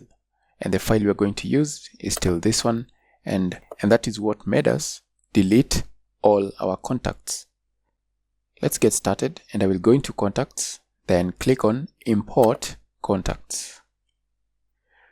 So in the last part, we copied and we pasted our contacts in here. In this video, we're going to upload a file. So the different types of files that you can upload are CSV files. So in most email marketing solutions, when you export your contacts, it will either come as a CSV or it will come as an Excel file. So you can import a CSV file, a TXT file, a VCF file, contact. This is most contact forms. Even in Google, I think it's stored as VCF. You can import a VCF, you can import XLS, and you can also import an open style sheet. This is if you're using OpenOffice, you can import a style sheet from OpenOffice as well. So let me go and choose my TXT file. And the TXT I want to import is this email import and click there to confirm that you have permission to import these contacts. And then I will just click on import contacts. And you can see this is the same process as the last video, whereby the emails will automatically be detected as email addresses and will be put correctly as email address. And then for this other field, you'd have to give them a name. So this, let's just call this name. If I had put a different, maybe a comma here and also another one here and also another one here, we would have 3 different fields. We would have, this would be on a field of its own, that would also be on a field of its own, and in that case maybe you'd call it first name, and then the field with this you'd call it last name. But in this case it's all in one field, and therefore that's why I'm just calling it name. And if you also have other fields that does not fit in any of these others, then you can just come here and create a new field. You can create a custom field. Maybe you have a field for the title, maybe then you'll create a field there, call it title, and then give it a value title, and then you'll add that. In this case I don't have a field called this, and therefore I will just delete it. We also have this advanced settings right here, whereby if maybe your contacts were separated by something else, you'd come here and choose what they're separated by. Like if you get a file and the contacts are separated using a tab or a keystroke, you'd come here and select that. But in this case ours is separated using a comma. So these are what I was telling you. You can separate it using a semicolon, a keystroke, or a tab. So here, instead of using that comma, it could have been a semicolon, and the same here, this would also have been a semicolon. So you can use a semicolon, you can use a comma, and any of these others. In this case it's a comma, and it was rightly identified as a comma. And since we don't have anything else here to match, we'll just go to the next step. That may not be the case for you. Maybe you have different fields. You have lots of other fields that you need to match and create fields. If you have to create new fields, you'll create new fields for them. If you'd have to use fields which are already there, you'd choose the fields for them. So the next step is for you to choose the campaign. Where do you want the contacts to be listed under? In my case, I want them to be listed under new students. If I wanted them to be listed under this other campaign, I would choose that. But in this case, I want them under this one. And if I had any cycles or automations, I would select that right here, but I don't have any automations. So, I don't have any autoresponders. So I will just skip this. I will not select it. And then I will click on Finish Import. There we go. Our import is successful. We've imported 3 contacts. And if you want to do anything else here, like create a new newsletter for them, you can do that if you know how. Or if you want to import more contacts, you can do that. If you want to see the list of contacts that you've imported, you can just go into contacts and then search for contacts, and then there you'll click on view all contacts. But in this case I want to show you the other option of importing contacts. Let's just talk about it before I end this video. Now we also have this other option for another service, and this other service could be from any of these. So if you have contacts, maybe you have a Google Doc with all the contacts that you need to import. Maybe you have contacts in your Gmail and you want to import them into Getresponse, you can do that right here. Maybe you have your email information in Salesforce, you can import them into your Getresponse account. For example, let me click on Salesforce. You'll see if you click on this, you'll need to authorize your account. I don't have a Salesforce account, so let me go back. And if you have contacts in Zendex, you can put the URL of your Zendex right there, and then your username, password, and then you'd be able to import your contacts. Let's go back. Magento, maybe you have a Magento website. You can put your Magento link to your Magento site right there, your username, and then the API key, and then you'll be able to import the contacts. So let's say maybe we were importing from Google Contacts. Let me just go to Google Contacts. I know I'm logged into Google right now. It will ask me for permission to access my Gmail, and I can just say, okay, let me allow this.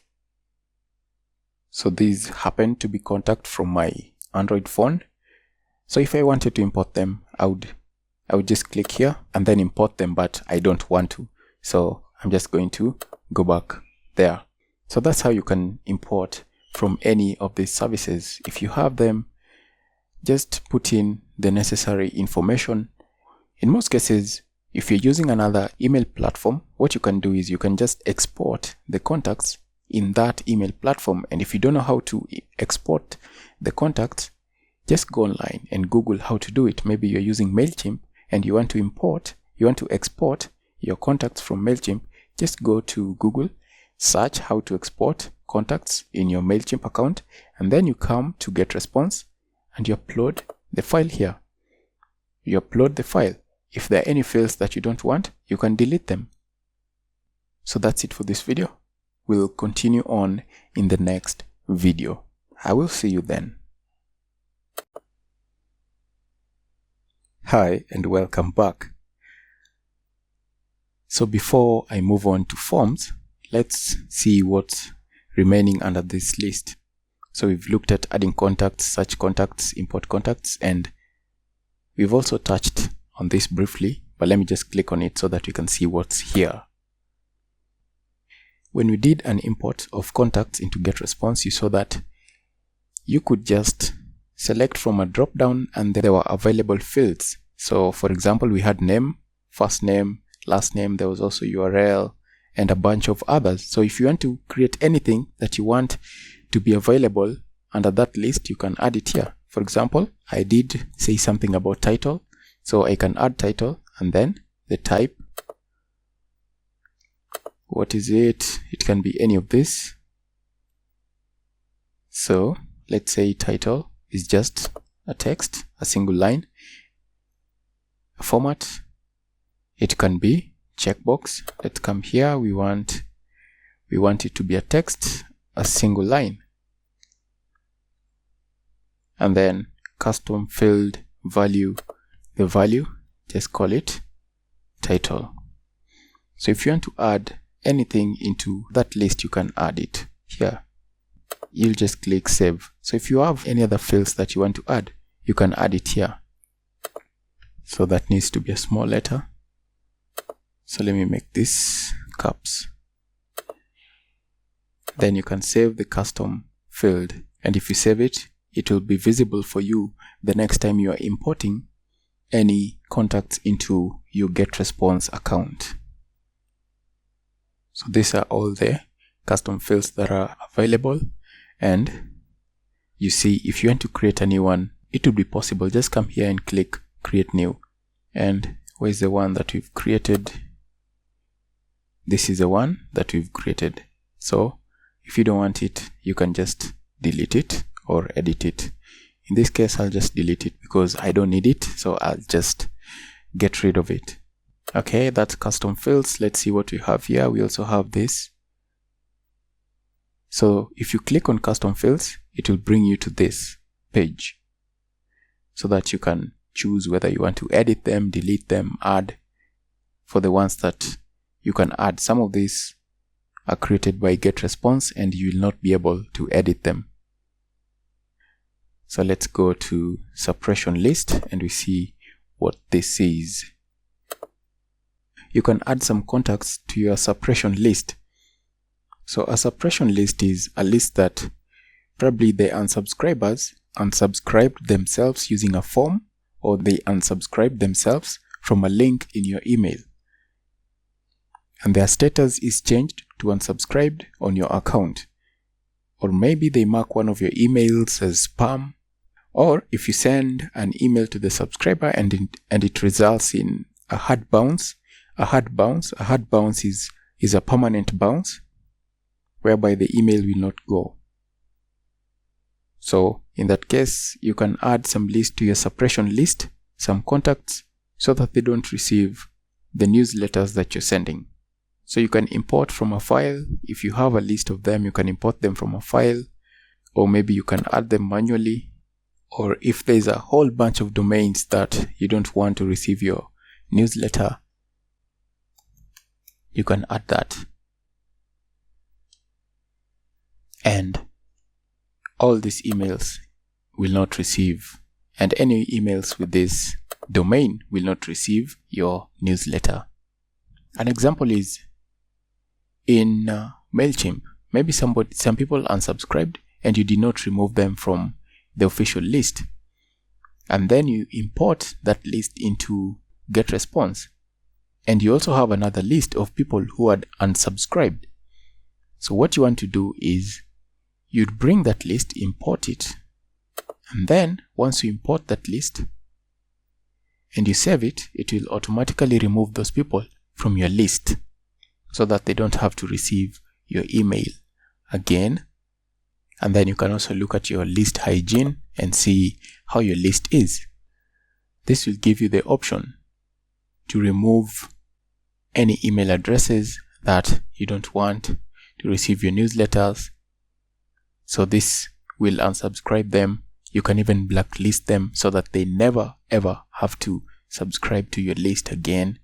So that's your list hygiene. You can maintain it if there are people who maybe they subscribed but they are just spammers. You can bring their email addresses here, or you can add a domain. Maybe there's a domain that is a culprit of this. You'll just add all the emails here or the domains here. So if you want to add a full domain, you can just add like that. And all emails originating from this domain will be unsubscribed. Or if you want to blacklist them, you can blacklist them. So this list hygiene gives you the option to add to your suppression list as well as to blacklist. So you can do all that in one place right here. And if you want to do it to multiple campaigns, you'll just come here and select them and add to blacklist, or if you're unsubscribing them, unsubscribe them. So that's it for this part on contacts.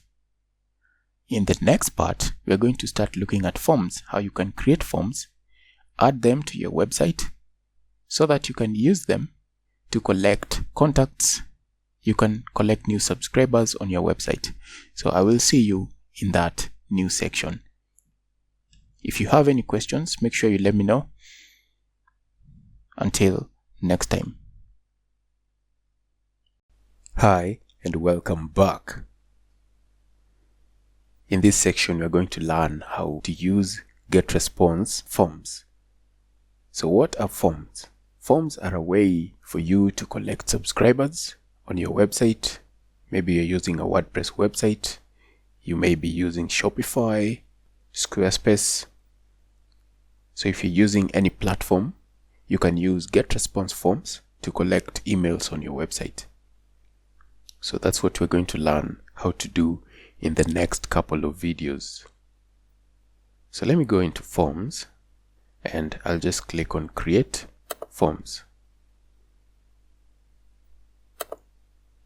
First of all, let's do an overview of what we have here. You can see there are different options here. We have the list builder wizard. So the wizard is a way for you to just follow step by step in building your forms. And if you look at what we have down here, you'll see that there are a bunch of forms. Some of them are still loading, but there are a bunch of forms that you can choose one and then just follow along with the list builder. And then in the end, you'll be able to take the code and put it on your website. And then we also have the list builder apps. Let's look at this and see what we have here. So the list builder apps, these are certain kinds of forms that you may want to use, and if you just click on use app now, you'll be able to build one and then get the code in the end and put it on your website. And if you want to know more about them, you can just click here and it will take you to a link whereby it will have all of this with their explanations and what they are, but we're going to look at them in detail in a couple of videos. Then we also have the plain HTML. Now the plain HTML, this is when you want to build a form and just copy the code and put it on your website, and you probably want to style it using your own CSS, but in most cases, unless you're a power user and you know HTML and CSS, you won't be using this part. So how this works, we are going to look at it. You can just add elements and you can see it will add something there, and then in the end you'll be able to copy all this code. And then we also have various integrations, and we'll see how you can integrate using various plugins. For example, in WordPress, we'll be able to install a plugin and use it to create forms on our website. That's true for all these others. So the only example we are going to do is for WordPress and Facebook. So that's a quick introduction for forms. So in the next video, we're going to start at the list builder, and you're going to see how you can build a form and add it on whichever website that you have. So I will see you in that next video. Hi and welcome back. So we have started looking at forms in Getresponse. So in this video, we're going to see how we can build a form using the list builder wizard. If you're not already here, you'll just come into forms and then click on create forms and it will get you here. So if I scroll down, you'll see that there are lots of different forms here, lots of different designs that you can choose from. And if you want a quick way to build a form, this is a quick way for you to get a form ready for yourself. So if there's any design that you like, you can just choose it and go into the next step. So there are very many. You can see that on this end, there are different categories, and these are just categories based on the designs that are here. So you can just choose something. Maybe if you click on free download, it will show you forms that could work well for a download. But in any case, you can just use any of them anyway. So you can see these are pretty wider forms. If you wanted wider ones, you just come down here and click the ones that you want based on the size. So in this case, let me just come back to the smaller ones. Actually, the first one I want to do, I want to put it on a page. So let me just take something like this one, use template. So there we go. And I don't want this video to be long. So in the next video, we're going to see how we can edit this form and then take the code and take it to a web page. So that's it for this video. I will see you in the next one when we get to editing this form. See you then. Hi and welcome back. So this is where we stopped in the last video, and in this video, let's see how we can edit this form and then take the code and put it on a web page. If you want to edit it, you can just click on where you want to edit, and on this end, you see there are different options. You can add a field. If you want to add a field this side, you can add a field.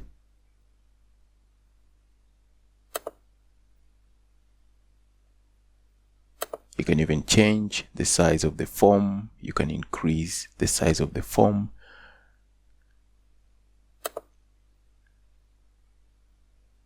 And if you just drag something, you see you can drag it and position it. If you want to delete something, just click there, delete. You want to add a name, you can add a name there. So these are all available fields for you, and you can choose any of these and just add it here. Maybe you want to add somebody's website. you can add that there. You can even add images. If you want to add an image, you just scroll, bring it this side, add the image location, and if it's too big, you can increase the size of the form right there. So maybe you don't want all this text, you can delete that. Put your image right there. Reduce the size of this.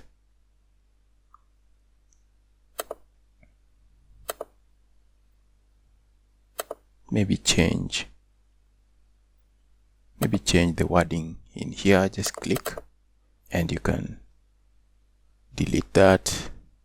Maybe say join the others. Then let me delete all this. I'm just pressing delete on my keyboard and that deletes all of that. Then if I want to position it, I'll just click outside. Just click outside. And then I can just click on it and drag it like that. So I don't need this form. I'll delete this one. You can replace an image. You see here, replace. Just click on replace. So you're free to use any of these images which are in here, or you can come to my images, and under my images you'll be able to upload your own images. So right now, let me just use one of these images which are here. Let me choose this light bulb, and you see it replaces the image which was there. So you can also upload your own images. If you just go to my images, you'll be able to browse into your laptop, or if it is in a link on a certain website, you just add that link and you'll be able to use it. So something else, I don't want this button to be here, so I want to bring it this side, and I can increase the length of the button so that it is the same width as these forms, like that. So I also don't want it to say download now. So if I just click here,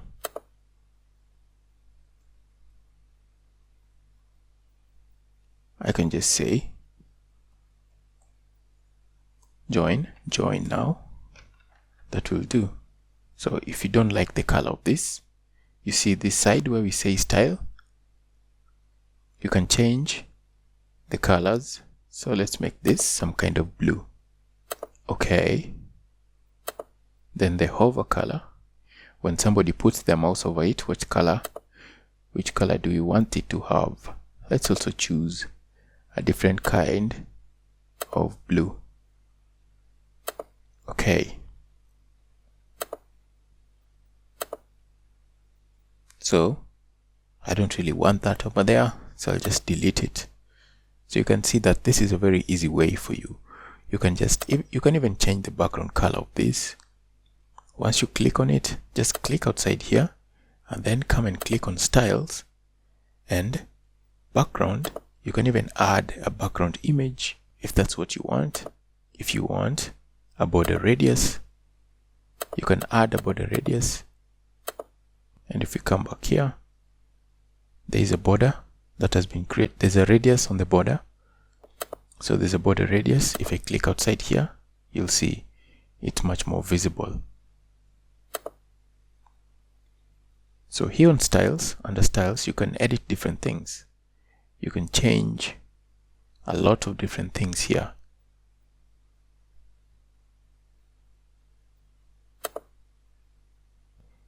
There is also this thank you page. That's the form itself here. And then here there's a thank you page whereby once they sign up, you'll give them a message.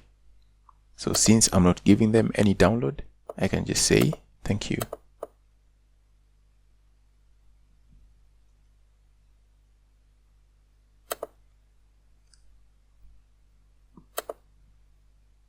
So if you come here to settings, let's see what we have under these settings.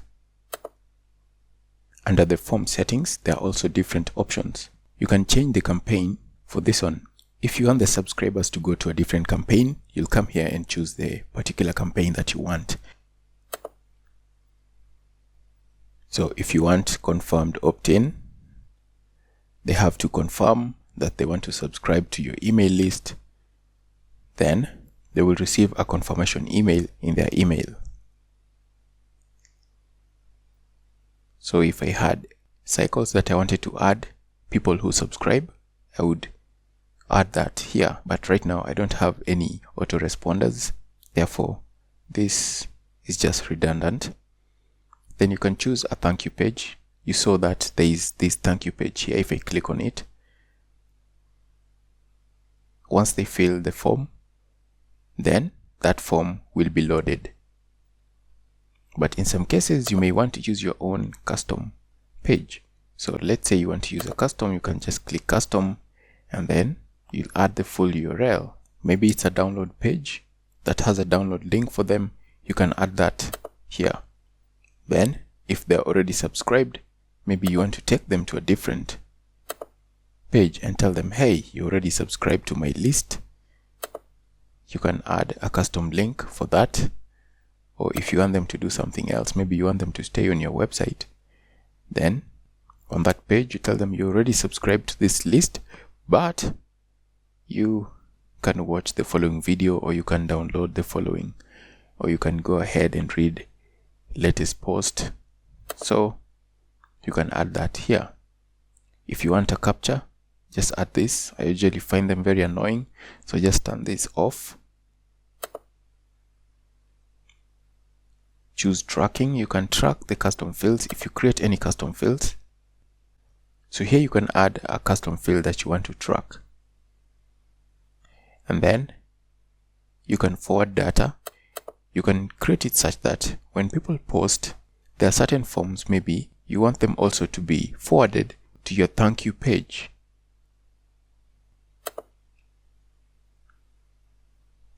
So if you make any changes here, just click on save. I haven't made any changes and you can see it just brings for me this error, so I'll just cancel. So this video is becoming very long and I don't like to edit long videos. So the next thing, in the next video, what we're going to do is we're going to take the code for this form and we're going to see where we can put it once we publish it. So in this video, you've seen how you can edit a form. So you just choose a form and then you can edit it however you wish. If you want to change the colors of anything, you just click on that element and then click on style. And if you want to change the layout, you'll just come here and change the layout of different things.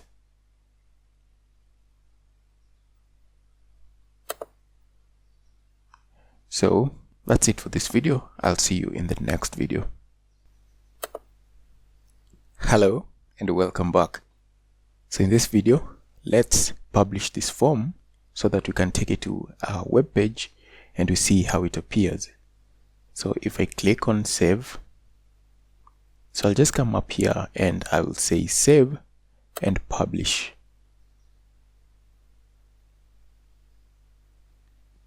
So in this case, you can see if you want to take the code yourself, you'll just say, I will install the web form myself. Or if you have someone else who will do this for you, you'll just click here and then you can send them an optional message. Then you put their email address here. Then you send them this message and it will send them that code so that they can put it on your website. Or if you want the form to be hosted on Getresponse, you can just take this link and you'll put it as a link on your website. So the first thing, actually, let's start with this one, whereby we can just add a link so that people subscribe to our form. In that, click on this link and it will take them to the form. So the first one, let me come to my WordPress. Let's say that we want to add it as a link here. So I can just say, click here to join. So in WordPress, if you want to create a new page, you just come into pages and then add new, and then you can create the page that you want to create. So add a link. Let me paste in the link for our Getresponse form, and I want it to open in a new window. So I'll click that. So if somebody clicks here, it's going to take them to our form. So let me publish, so I can go and preview and view the page.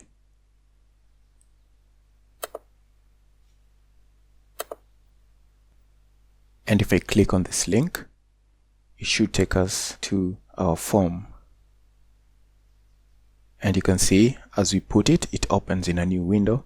So this is if you're using WordPress. If you're not using WordPress, you can just do a little bit of HTML. I'm going to show you the HTML in a moment. So you can see that brings us to this form. So let's say that you're not using WordPress. So if I come here, this is a simple HTML that I created for my HTML and CSS tutorial. So if you watch that, you saw me create all of this. So what we want to do, we want to create a link, and you can take the same link, just copy it, put it on your website, and it will work for you as well. So let's say I want to add a link. So what I can do, I'll just come here. Okay, let me add that link after all of this. So if you want to add a link, you use the A tag, a href, and then under the href, within the href here, this is where you add this link. So your link, you'll bring it, you put it inside of the href, and then what you want to be seen, what you want people to see so that they can click and go to your web page. For example, in my case, it is this one. This is called an anchor text. So if you want your anchor text to say the same thing, so I'll just come here and put it there.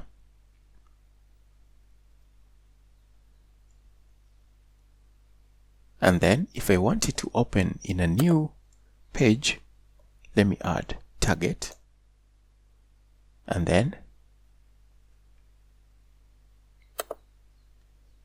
target will be blank. This will make it open in a new page. So you can just take this, you see the way this is, you can just take this and then put it on your web page, come here and change your anchor text, what you want it to say. If you want it to say click here to download, it's entirely up to you. And then here you'll put in the link of your form, and I've shown you where this link can be acquired from. Also, if you want to learn HTML, I have a very short course on HTML and CSS. You're going to get this full file, HTML file, so that you can just copy this code. And we're going to use this for other examples. So you're going to get it as a resource, and you can use it to follow along with me. So if I come back here to the browser and I reload,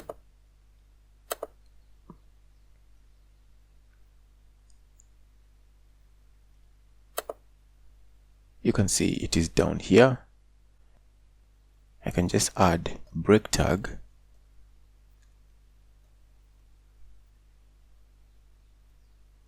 at least to add some space beneath it. Control C, Control V, reload. Yeah, so if you see here, if I click this, it will take us to that form.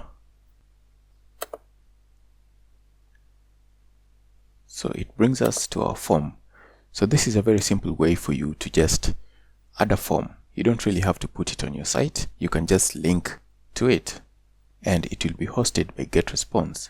So in the next video, we're going to take this code and put it on WordPress, and we are also going to put it on this HTML so that we can see if it's going to show up, even though this is not online. But I'm just going to show you how you can put it such that it can be displayed on your web page, even if you're not using WordPress. So I will see you in the next video. But just a recap, in this video, we have said that there are different ways in which you can display the form. One of them, which I've demonstrated, is how you can just host the form on Getresponse. You'll just create a link, come here, copy all of this, then link to it. Or you can send it to your web designer, just put their email address here, give them the instruction, send them the message. Or you can add the form yourself, and this is the one we're going to use in the next video. So I will see you in the next video. Hi and welcome back. So in the last video you saw how we can just take this link and put it in any HTML so that your visitors will be able to go to where this form is on Getresponse and sign up. So if I click, this form will work. They just put in their details and sign up, and it will go to your contacts. We also saw how we can do the same thing on WordPress. So this is on WordPress, and we just added a link, and if you click on it, it will also take you to this form on Getresponse where people can sign up. Now in this video, what we want to do, we want to see how we can embed that form on a web page. So in this case, I'll just Control A, Control C, and copy this code. Then I come back here. So the first place I want to put it, let's say that I want to put it inside here. So let's say you're running maybe Squarespace, or you're running a plain HTML website, or you're running something else that is not WordPress. What you can do, you'll just take this code and you will copy it. So let's say we want to add our form somewhere up here. So I'll just come back to the code and I will paste in that script. So let me paste it in here. And once I do that, and then I save, the script is going to load the Getresponse form. And then I come here and I reload, give it a moment, and you'll see that it's loading our form here. So I haven't used any styles for it, but I can put this inside of a div so that it is positioned this side. But that is beyond the scope of this tutorial. And right now what we want to do is just add the form. So once you do this, subscribers will be able to sign up. So you can see how easy it is. You'll just come here, copy the JavaScript code, and then paste it. Let's come to WordPress. And now in WordPress, what I want to do is, if you want to add code in WordPress, you need to add it via the text, not on visual. Click on text, and then let me put it here, and then update. So if I clear my cache, and then I come back here, and then I reload, you'll see our form will be loaded here. So just give it a moment. You'll see our form gets loaded here. So you can see that you can add your form very easily just by copying the JavaScript code in here into your page. So when you're copying it into the page, make sure that you copy it into the text area and not the visual area. So I know you're probably wondering, how do I add it to my widgets? So if you want to add it to the widgets, I do intend to do an example of that in a couple of videos with other forms. If you're feeling impatient, what you can do, you can just drag a text widget, and then inside of that text widget, copy this and then save, and your form will be displayed on the widget area of your choice. So another thing, right now I'm using Getresponse free trial. So after 30 days, all of this will probably not work anymore. So if you come to this page and this is not working, it is because I use MailChimp.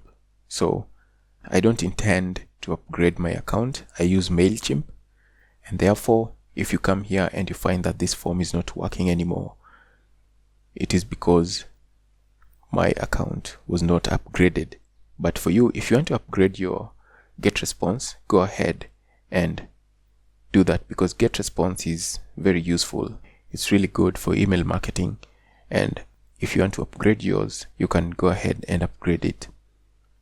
So as I said, you're going to get this HTML file, and the link for that is here. I'm going to put it there so that if you need to copy any code, you can just copy it straight from here, especially for the one with the link. If you just want to add a link here, in fact, let me comment this. Let me say the link for Getresponse form, then we comment that. So if you get that, you'll just know that this is where the code for that is. So you can take this code and use it for your own purposes. As I said, you can add this code anywhere, whether it's on Squarespace, even if you're using Drupal, if you're using plain HTML, it doesn't matter. Just add the link to your form and people will be able to click on it and sign up. So just a recap of this video. We have seen how you can embed this form on WordPress. You'll just come to your WordPress page where you want to add it, click on text, and in the location where you want to put it, just paste in the script that you got from here. And if you want to add it to a text widget, just drag a text widget to the widget area that you want, and then paste in this, save, and your form is going to appear on your widget. But I'm going to do that in future. Right now, this form is a little bit wide, and that is why I don't want to put it on a widget. So in the next video, let's continue on with forms and let's see which other type of form we can create. So I will see you in the next video. Hi and welcome back. So in the last section, we created a form, embedded that form on WordPress and on a plain HTML website. So in this video, let's go back to create forms and see which other kind of forms we can create. So in the last couple of videos, we used this, the list builder wizard. Let's see what we have under the list builder apps so that we can build at least one as an example. And if you need to build the others, you will carry the knowledge you've learned and then apply that into building any other form that you want. So let's go here and see which kind of forms we have. So here under list builder, there are specific forms for different tasks. So maybe you want a download box. This is just a simple form that you can use to encourage people to download something.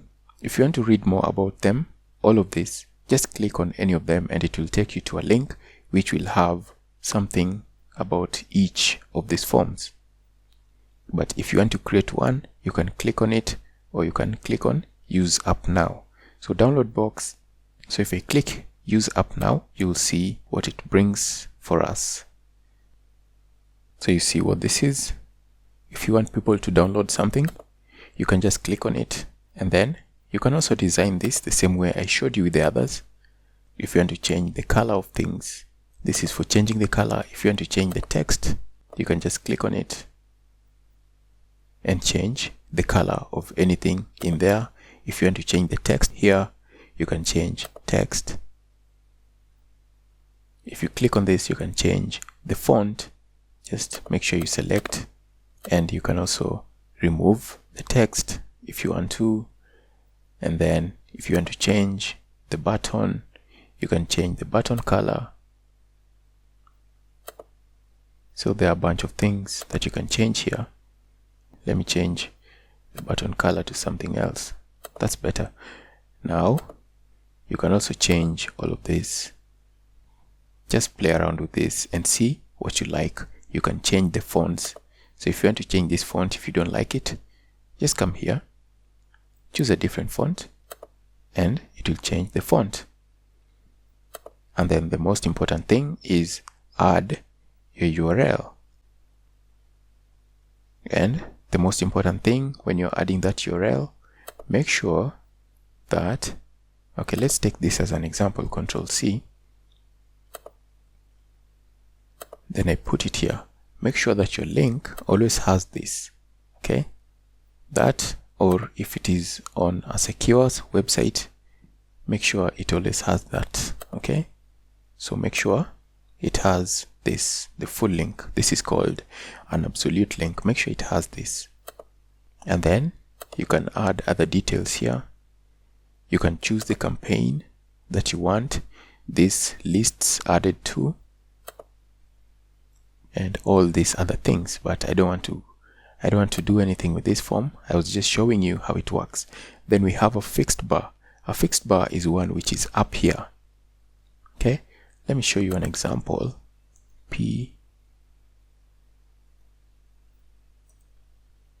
So if you look up here, you'll see this form. So this was created using Mailmunch, and I also have a tutorial on Mailmunch. Mailmunch is a lead generation tool which you can use to collect subscribers. So this is also built on Mailmunch. You can just connect it to your Getresponse account so that when people sign up here, it will be added to your Getresponse or MailChimp or any other platforms that they integrate with. So I have a full tutorial on Mailmunch if you want to use it.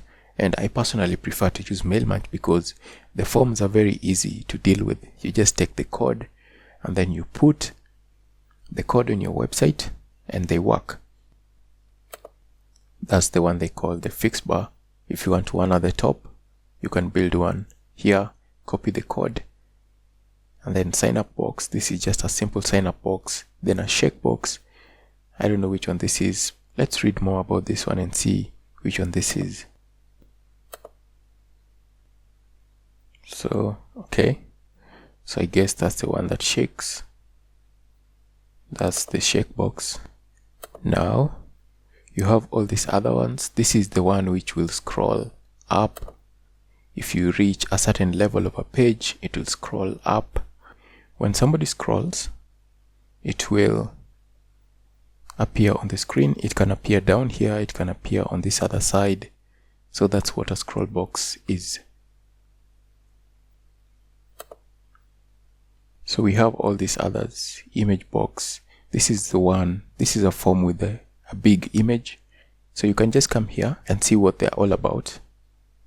In the next video, let's see if you can build one of these forms, take it to our WordPress and our HTML and see what happens. So the one we are going to be building, let's see, download, no, fixed bar, no. Let's build this exit pop-up in the next video, and we're going to see what it's all about. So that's it for this video. At this point, if you have any questions, feel very free to let me know, and I will be able to assist you in any way that I can. So I will see you in the next video when we start building the exit pop-up. Hi and welcome back. In the last video, we said something about the list builder apps. So what I want to do is just click on use app now for exit pop-up, or I can just click here on the image and it will bring this up. So let's see if you can build one of these exit pop-up forms, put it on HTML and see how it works. So let me change the font. I don't like this font at all. I'm a very simple guy. So I think Arial is really good. This one also. I love legibility, so I'm going to choose Arial as well. And let me make this one bold. And I want to change the color to blue. There we go. Yes. And I also don't like this pink. So I'll come here and change the color. And that seems okay. Alright. Now, what next? And this one, let's increase the font because we don't want people to feel like we are forcing them. Let's make it Arial, but it will still remain in italics. Okay, that's okay for me. And then what else? That seems to be okay. So you can change the name here. Let's call it confirmed opt-in. So if you want them to confirm that they want to sign up, you can turn this on. And this is good because at least it brings people who want to be in your list. You don't want to force people into your list. Background transparent, okay. Display effects. What options do we have? Okay, so display effects, this is how it will come in. Let's say it will just slide in, right? And then display delay, 1 second. Okay, let's display it after 1 second. Display frequency 90 days, that's too much. Let's make it 3 days so that once they see it, after 3 days, they can also see it again. So you can do whatever you want with yours. Okay, I'm just doing demonstrations. I'm not using these forms for any official reason, for any official purpose. So in your case, you will be using them for your website, and therefore make sure you give people the right message. Okay, if you want to change all the words, the text here, go ahead and change them. If you want to change the heading, go ahead and change this. If you want to change the call to action, go ahead and change this. So it will be up to you to decide how you want yours to be. Okay, so for me, that's it. I don't want to do anything else with that form. Then I will say save and publish.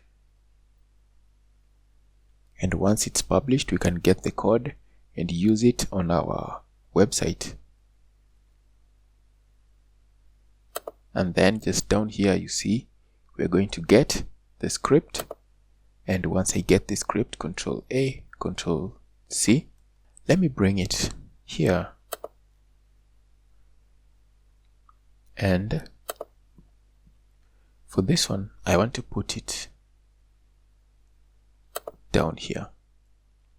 Control V. And let me comment it and say exit pop-up. There we go. So that's the comment. And then if I save it, come back here, reload, and let's say that I try to leave the page. Let me go. You see, if I try to leave the page by clicking on the close button, our pop-up shows up.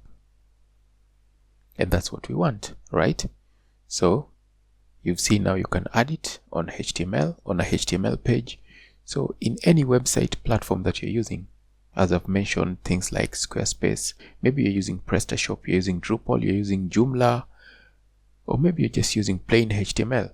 Just bring that code. And if you want this thing to be on every single page, you can just put it on the footer. You can put it on the footer. Like in my case, I've put it here on the footer of this page. But if I was in WordPress, I'm going to show you in a moment how I can put it on WordPress such that it appears on every single page. So if you're on Squarespace, what you can do, you can just take this code the way it is. You go into your advanced settings, and then you go into code injection, and then add this into the footer. There's a place where it says the following code you can add on the footer. Just take this code, paste it there in that box the way it is, and this form will work for you on your Squarespace website. The same is for Shopify. If you're using Shopify, take this and put it in your theme footer, and then this form will appear on every single page. So right now, since I'm using WordPress, I can do the same thing for my WordPress website. And I don't want this video to be long, so I will do that in the next video. And in the next video, what I'm going to do, I'm going to take this code, put it on my WordPress footer so that the form can appear on every single page. If somebody tries to leave, it will show up. And remember that we said display frequency is 3 days. Okay, since I want to do this for demonstration purposes, I'm going to click here and say always. This is just for my demo purposes, so that every time I try to close, the form will always appear, and that's what I want. So let me save and publish, and in the next video I'm going to take the code, put it on my WordPress footer, and then we're going to demonstrate how it shows up if we try to leave the page. So I'll see you in the next video. Hi and welcome back. So let's continue from where we left in the last video, and in the last video we saw how you can add this exit pop-up so that when somebody tries to leave, the pop-up will show up. And that's what we want to do in this video, but we want to do that for WordPress. So I'll add the code in my footer. So I will come back here, copy all of this code, then come back to my WordPress, and the objective is to add the code in my footer, in the footer of my theme. So if I come here into appearance, I can go into my editor. So I can select my footer, my theme footer. There we go. Whichever theme you're using, just scroll down to the last body element. So where the last body element has been closed, this one, you can just add your code here, but I usually like to add it before we end this. So I'll add it there. You can even add it immediately before this, okay? And it will still work. So if I update the file and then delete the cache, and then I come back here and let me just reload this page, and you'll see that once it has loaded, if I try to leave the page, it's going to pop up. And you see, if I try to leave the page, it pops up, and they can click no thanks, I'm in a hurry. And then let me say I go to a different page and see if it's going to show up on any other page as well. So if I come to a different page and then I try to leave, you see, if I go to try and close this page, the pop-up shows up for me, and that's what I want.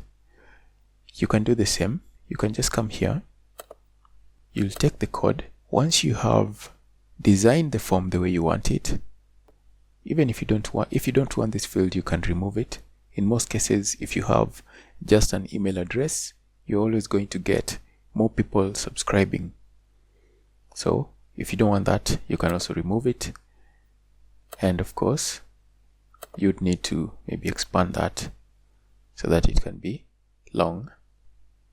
You can come here and do the same for any of these other forms. If you want a download box, just come here, click, create the form, and then you'd need to add the code for whichever form you create here. So in the next video, what I'm going to do, let's just do a simple demonstration with the download box. Since I've already shown you how this works and now you can do it for yourself, I'm going to remove that code because it doesn't serve me any purpose. So I'll just come back here and scroll down, and here it is. I will just delete that. I don't need it. I actually just need to remove this one, and then update the file, and that's it for this video.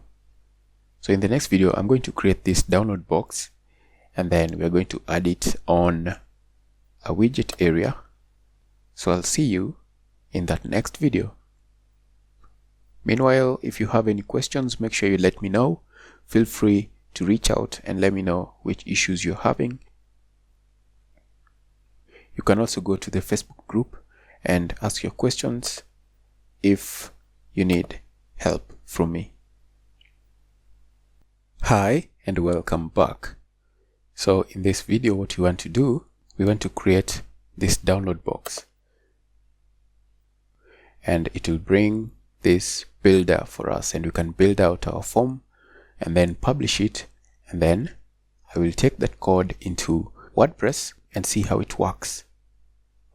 Okay, so let's build out our form, and here let me change the heading.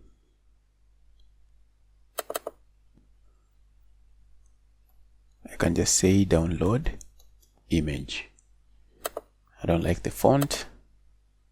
I'll just use Arial. I'm not going to change the colors. Let me just leave it the way it is. I don't want this name. I just want an email. So I can increase the length of that.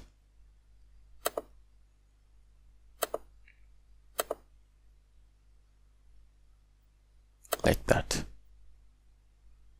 Then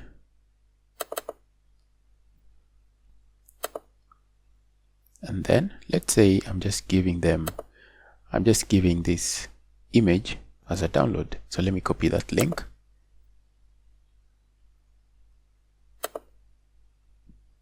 Put it there. And for you can change the name of your form so that you can know exactly which form it is and what it does. Like in my case, I would have said something like image download giveaway.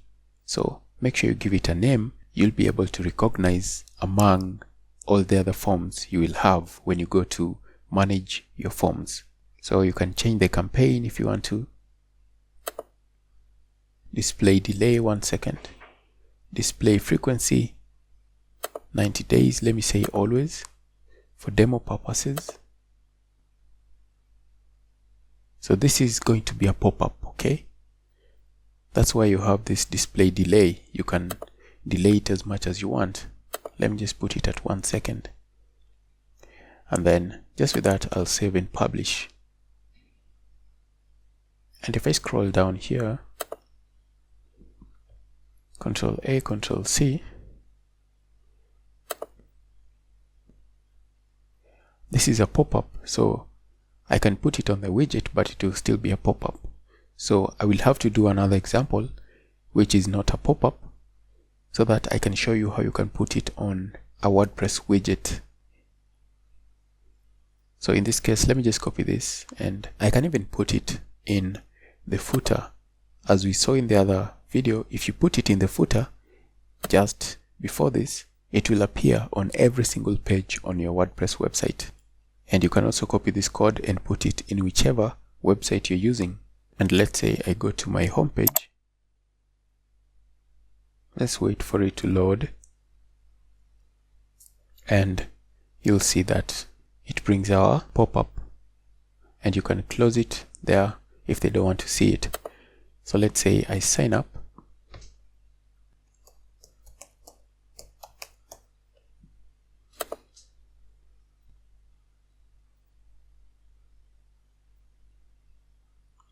And you see, it changes this to a download. So if I click here,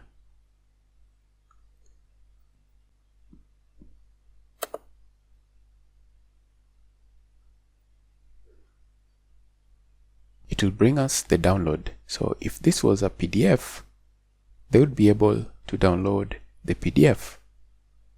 If this was a video, they would be able to view the video or download the video. Maybe the link that you add, let's go back to our form. The link that you add here could be a Dropbox link, it could be a Google Drive link, it could be an Amazon AWS S3 link. So you can add a download link here and it will just work seamlessly. So you can see how easy it is to create a simple pop-up that will enable people to download anything right on your website. Since I promised that I was going to do something on the WordPress widget area, what I'm going to do is, in the next video, I'm going to go back to list builder, choose a simple form, then take that code to WordPress and add it in a widget so that it can appear in one of the widget areas on my WordPress website. So that's it for this video. But before I end the video, let me remove this code, because now you know how it works and you know how you can put it in your own WordPress website.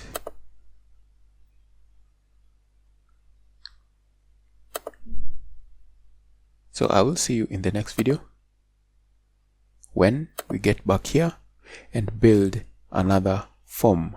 So it's also important to note that when you get these files, most of my forms are probably not going to be working because I'm not going to upgrade my Getresponse account.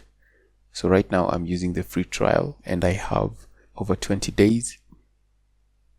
And if you get this later on, you're going to find that some of them are not working, and that will be because I haven't upgraded my account. So if you have any questions, make sure you let me know. I will see you in the next video. Hey, and welcome back. So in this video, what I want to do is I want to take a simple form and then put it on my WordPress widgets.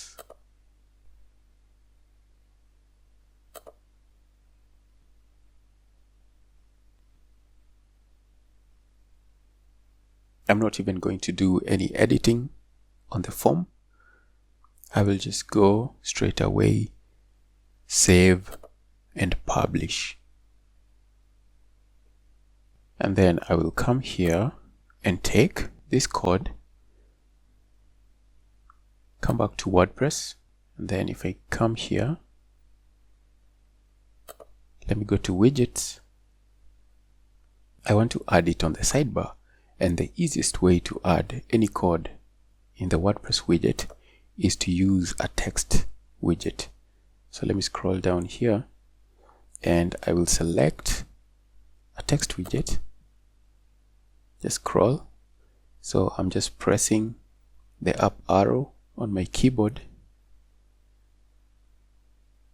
And then I can come here, drop the widget in there, paste the code from Getresponse, and then maybe I can give it a title and say sign up. And then I will save this. Then let me clear the cache. And if I come back, let me go to any page with a widget.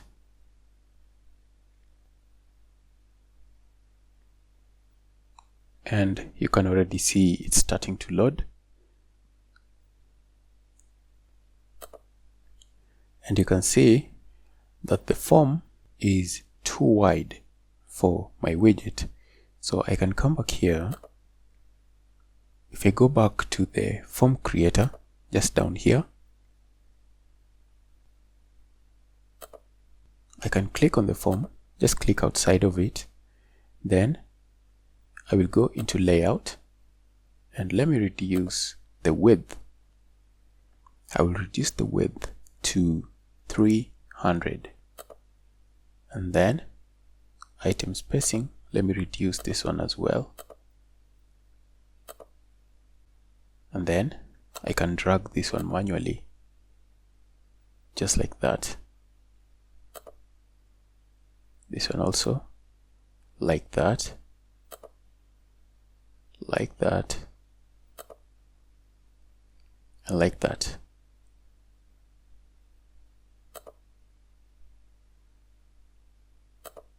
Then let me take the button up. Let me go back here into layout.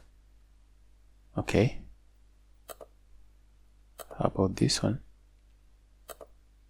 Then I can just decrease the size manually, like that.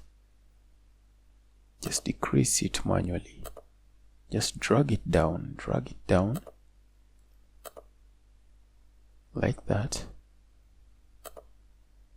like that, And if you want to reduce the size of this, you can also reduce the size. You'll just go into style and drag down the size. Okay.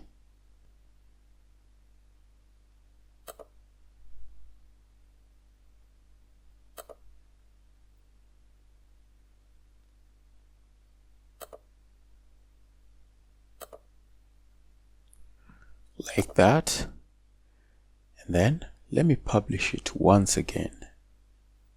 Save and publish.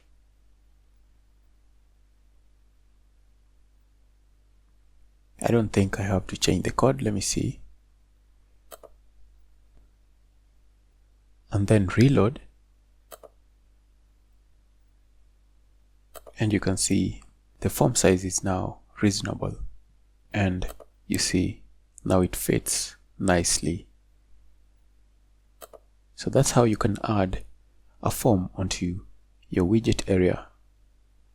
So I usually prefer to do this manually, because if I do it manually, I don't have to install a plugin, and in most cases plugins will just drag down the website load, so it will increase the load time of your website, because the more plugins you have, the more files that need to be loaded, and therefore I always advise that you do this manually. If you want to add a form on your website, on the widget area, just do it manually.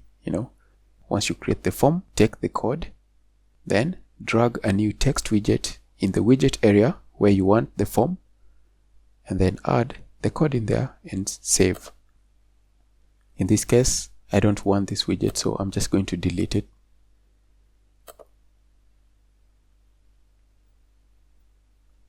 So that's it for this video. If you have any questions, make sure you let me know. So if you want to edit the form, just go back to the form builder and you will be able to reduce the size as I've shown you. So I will see you in the next video. Hi and welcome back. In the last couple of videos, we've seen how we can build different Getresponse forms and use them to collect subscribers on our websites. So in this video, let's look at plain HTML. So if you don't know how to get here, you'll just come here into forms and then click on create forms. So let's come and click on plain HTML. And what plain HTML is, this is a place whereby you can build a simple form that will not have the styles such as the ones we saw in the different forms that we created. So if you want to create, for whatsoever reason, you want to create a simple form that doesn't have any styles or JavaScript, then you can just come here and build out your form. So you can see this one already has an email. You can even add name. You can add a name. And if you want name to be something different, you can change it there, name. This is whereby maybe you want to use this form and style it yourself, or you want to use it with an API. So maybe you want to use it with an integration where you want to build your own form. You can add other elements if you want to. All this here, you can add this URL, and you see if you add anything, it gets added here, and the code will also get generated here. So unlike the other forms, with this form, once you build it, you need to copy this, because if you leave this page, it will not be saved. So let's say I just copy this and I can put it here in my HTML so that we can see how it is. So I have created this div and I can add that code in here. So I can just call it, let me just call it naked form, because it doesn't have any CSS and it doesn't have any JavaScript. So if I go and view it in the browser, you'll see how it is. So if I scroll down here, you'll see this is how it is. It doesn't have any CSS and it doesn't have any JavaScript. So if I try to subscribe, it's going to go to Getresponse So you can see this is one form you're not going to be using. If you really want subscribers, you're going to use any of these other options that you have up here. But if you know what you're doing, you can come down here, copy this code, and use it with the Getresponse API. So in the next video, we're going to go into integrations, form integrations, and the first one we are going to deal with is Facebook. We're going to see how we can integrate Getresponse with Facebook, and then we're going to add a form on our Facebook page, and then after that we're going to do something about WordPress as well using a WordPress plugin. So I'm going to see you in the next video when we look at Getresponse form integrations. Hi and welcome back.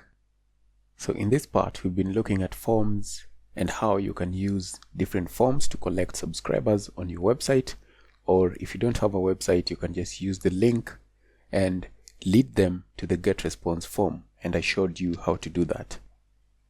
In this video, let's look at form integrations. Now these form integrations are for other platforms such as Facebook, WordPress, PrestaShop, Joomla, WooCommerce, Drupal. So if you don't know how to get here, you'll just come to forms, click on create form, and that will bring you to this place and you can follow along with me. Now for Facebook, you can create a form and add it on your Facebook page, and I'm going to do that. And I'm also going to do an integration with WordPress. So if you use WordPress, you will download the Getresponse plugin and see how you can use it. And then if you use PrestaShop, PrestaShop is an e-commerce platform. So if you want to build an e-commerce website, you can use PrestaShop. It is built using PHP and it is a very easy e-commerce platform to use. So if you want to build an online store, online shop, you can check out PrestaShop.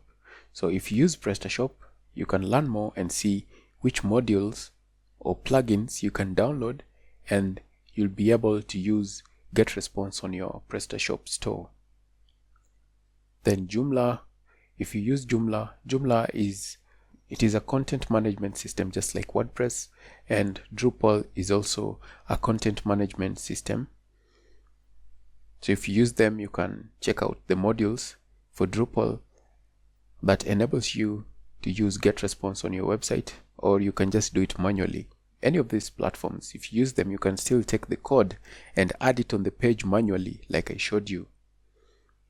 And then if you use WooCommerce for e-commerce solutions on your WordPress website, then you can get the WooCommerce plugin for Getresponse that will enable you to add subscribers on the checkout page into your Getresponse contacts. So let's see about Facebook, because this is where we are going to start. So you can just click here, add the app to your Facebook page right away. And then you can just click add to fan page. Make sure you're logged into Facebook. Yes. And then the next step, you select a page. So I want to add it to this page. And then click add page tab. So let me go to the page and see. So if you see here, we don't have anything to do with Getresponse. So right now, if I reload, so if you look at this, you will see that we have this new sign up right here. So let me click on it.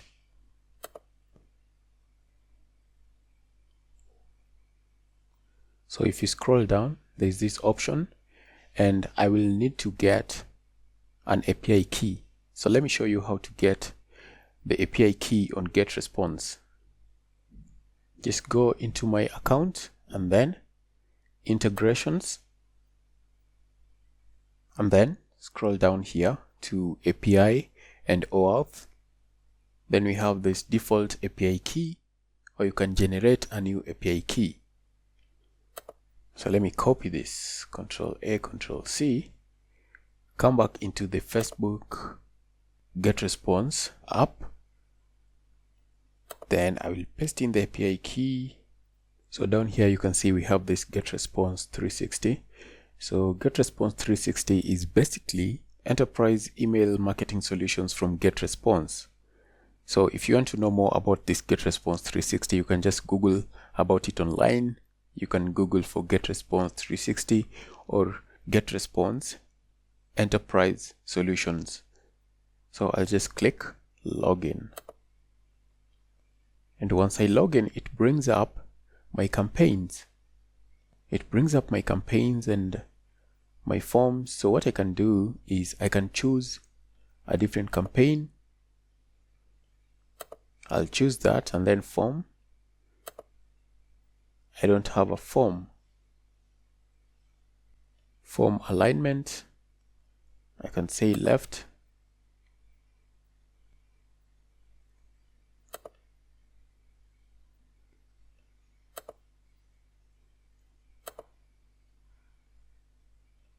Let me just reload this page. And then let me select this campaign because the other campaign doesn't have any forms. So which one do I use?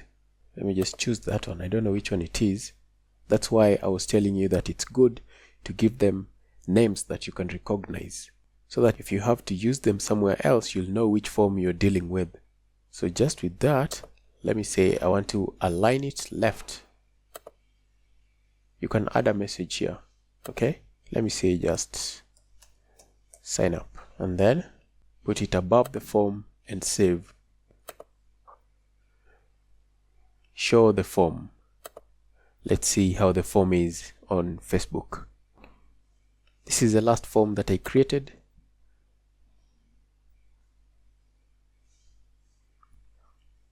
Let me close. So if people come to my Facebook page and they click on sign up, they're going to see this page. Since I'm an administrator, I will see this editing. So let me just remove this.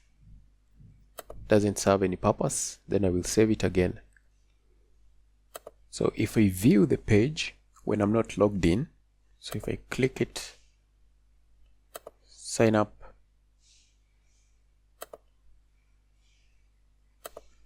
so you'll see the form is here. So you can build your form however you wish and add it on Facebook in the same process as we've done in this video. So you have to know which campaign you're working with. For example, this campaign doesn't have any forms, but I know that this one has some forms. Okay, so make sure you know the campaign you're working with, and when you build forms, make sure you know you've put them in which campaigns.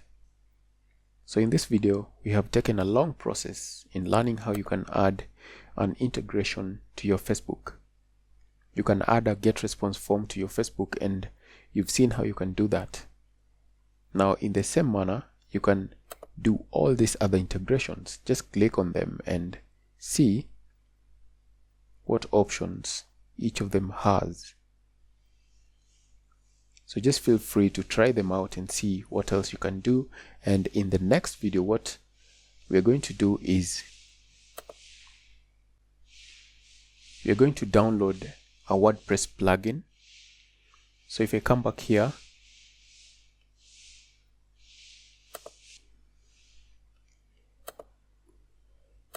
then go back into integrations,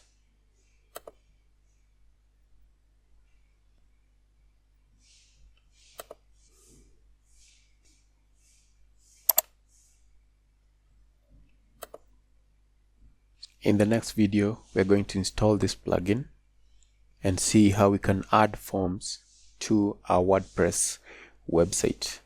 So I'll see you in the next video when we continue from here. Hi and welcome back. So in this video, we're going to install this plugin and then we're going to see what you can do with it. So let me come down here and I want to copy the name so that I can search for it within my WordPress. So I'll come here into plugins, click on add new, then I'll paste in the name, then I'll install it, install now, then I'll activate the plugin, and then if I come down into settings, I can come here and click on Getresponse so that you can see the options for the plugin. The next step is to add the API key. So let's go back to Getresponse. And to get your API key, it's under my account, then integrations, then let's come here to API, and then copy the API.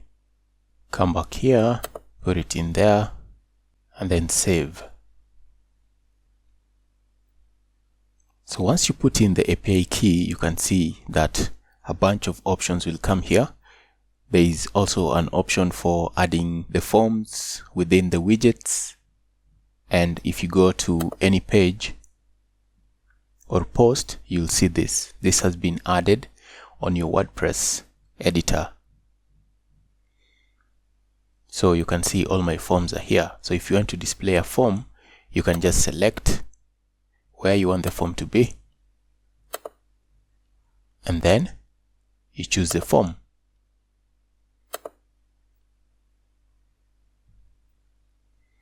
So like in this case, if I put the form here, let's just say I put whichever form that is, it will add the shortcode for our form right there. Let me update. Let me go and preview this page and see if a form was added on that page. So you can see it adds this form right here. And if you can remember, we also added this form manually using code. So this has been added using the plugin, and this one has been added using the manual code that we pasted in here earlier in one of the earlier videos. So you can see if you have the plugin, you can easily add a form into your page. So this will be on every page and every post. And you can just come here and choose one of your forms. And you see, this is why I was saying that it's very important for you to give your forms recognizable names. You can see this is web form. I don't even know which one this is. So when you're creating them, make sure you give them names that you can recognize and names that make sense. At least for this one would make sense. So if I wanted to add this pop-up, I would just click and it will add the shortcode for that pop-up right here. So I don't need this. I'll just delete it and then update. So if you come back here to the plugin settings, so to get to the plugin settings, you saw that you can just go to settings and then Getresponse. So you see here that there's also a widget. You can just drag that widget into any area on your widgets area. So I'm going to the widgets page in a minute. Then subscribe via comments. You can add this option. You can add this, turn it on so that an option will be added for people to subscribe. When people leave a comment, there will be an option for them to subscribe to your list. Then I have a plugin that has a registration page. So if you have a similar thing whereby people register on your website, you can turn on this so that they will have the option to subscribe to your email list. And then once you change anything here, make sure you save. So this is what is available on every page. So in the WordPress editor, this option will be there for you. So you can just click on it and add a form on any page. So this is very nice, and at least it makes working with Getresponse really easy. So the only job that will befall on you will be for you to go to Getresponse and create these forms, because all these forms must be taken from Getresponse. They'll be taken from your Getresponse account.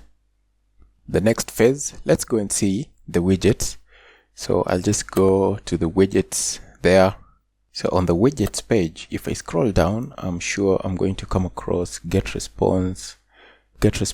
So if I just drag it, let me just put it down here, and then you can choose a form. You can see how easy this is. Just choose a form, okay? And then just with this, if I save, not a pop-up, I want something else. Let me choose this one. No, let me choose this one. I don't know which one they are, so make sure you give yours very sensible names. And now let me come here and then reload this page, and we want to see if we are going to have a contact form down here. So if we scroll, you can see our form is loading. There is our form. So if you want to add your form, this is another way in which you can add it. You'll just drag the Getresponse widget to the widget area where you want to add it. Of course, I don't need this right here, so I'll just delete mine. In this video, we have learned how we can use the Getresponse plugin to add forms in a WordPress website. And the same is true for the other platforms that we saw, such as PrestaShop. Also, if you're using WooCommerce on WordPress, and then there was Drupal and Joomla. So if you're using any of those platforms, you can just install the respective modules or the respective plugins to give you the same functionality, such as this. So once you install the plugin, you see it comes with a widget. You can just drag a widget and then select the form that you want. And also, in every post and page, you'll come across this on the WordPress editor. So once you create your forms on Getresponse, you will be able to access them right here once you connect the plugin using WordPress and Getresponse. And you'll need your API key. So once you put the API key, all this will come into play for you as well. So that's it for this video. And in the next section, we are going to start looking at messages. We are going to look at all of this. So I will see you when we start looking at these messages, where we are going to create newsletters, and we're going to see how you can send out newsletters to your contacts. Meanwhile, if you have any questions, make sure you let me know, and I will see how to assist you. Until next time, see you. Hi, and welcome back to this new section where we are going to be looking at messages. So we'll be concentrating on this. We have taken a look at contacts, and we've also looked at forms. So if you didn't watch those, or you're still having issues with them, just let me know. So in this part, we're going to look at newsletters, and to get started, let me just click on Create Newsletter. So first of all, what are newsletters? Newsletters, these are the specific emails or the email designs that you'll send out to your subscribers. The good thing about Getresponse is that you can use the drag and drop editor, which will enable you to create really nice looking email newsletters without having to do any coding at all. So this is the one we're going to use, and I'm going to show you how each of the elements in the editor works. So I do anticipate that this section is going to be a long section because I know there's a lot to cover when it comes to newsletters, but I'm going to do my best and to chunk the videos into shorter segments. I'm going to divide the videos into short segments so that they can be easily consumable for you. Also, at any point, if you'll have any questions, just reach out. Make sure you let me know. You can ask any question in the discussion area, or you can ask it in the Q&A section. I'm going to start by creating a newsletter, a sample email newsletter, and then we're going to see what else we can do, like send the newsletter, how to edit it, and a bunch of all other activities that we can do. So for now, to get started, let me just click this. So you can give the message a name, make sure it is something that you can easily recognize. And then the subject, so this will be the subject of your email. Welcome to my world. And then if you have other emails, you can choose them from there, or you can add a new one. And I will say go to the next step. So the good thing here, you can choose a design, a template, and just edit it.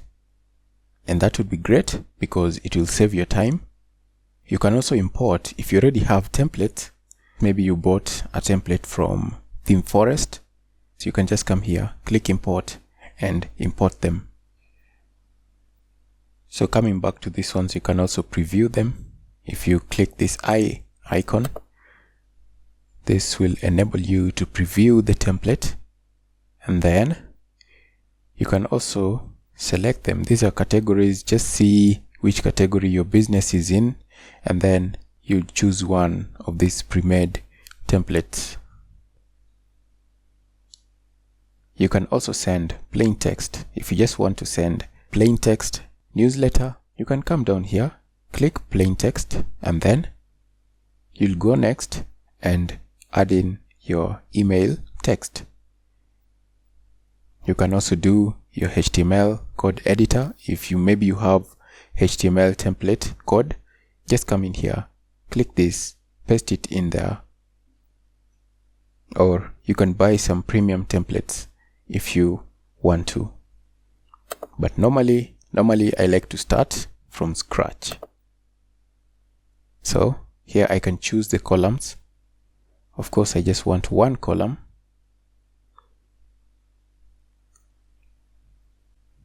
Let me just choose this one so that I can show you that you can choose any template and you'll end up with whatever you want. So I'm going to show you how you can create your email from scratch using this from scratch.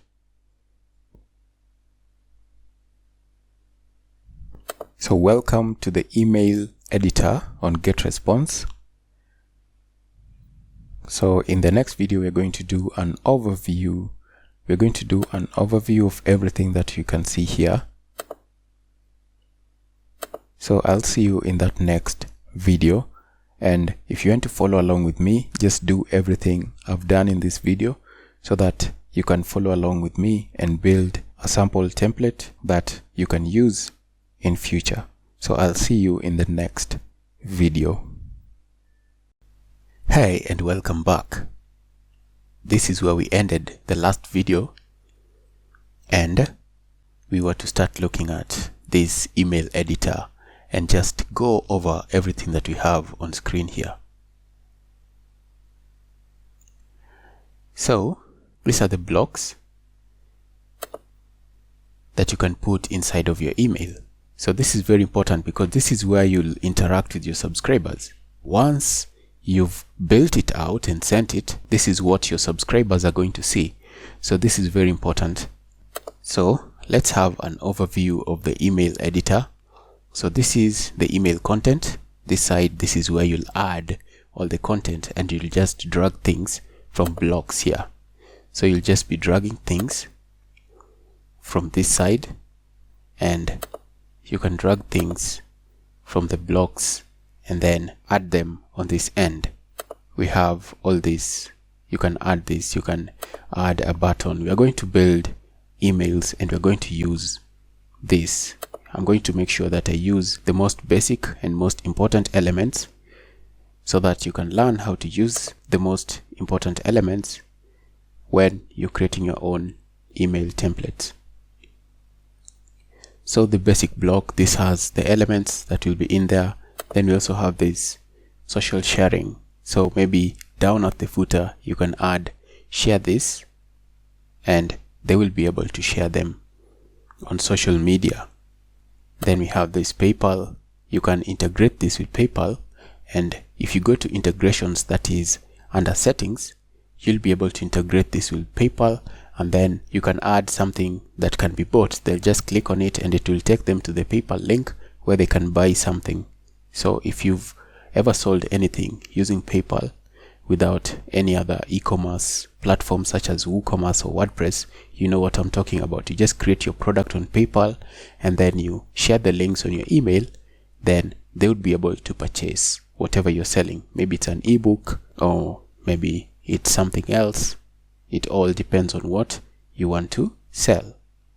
So the next thing we have here are snippets. So a snippet, let's say that I like this button. I've built it really nicely and I like it. So what I can do,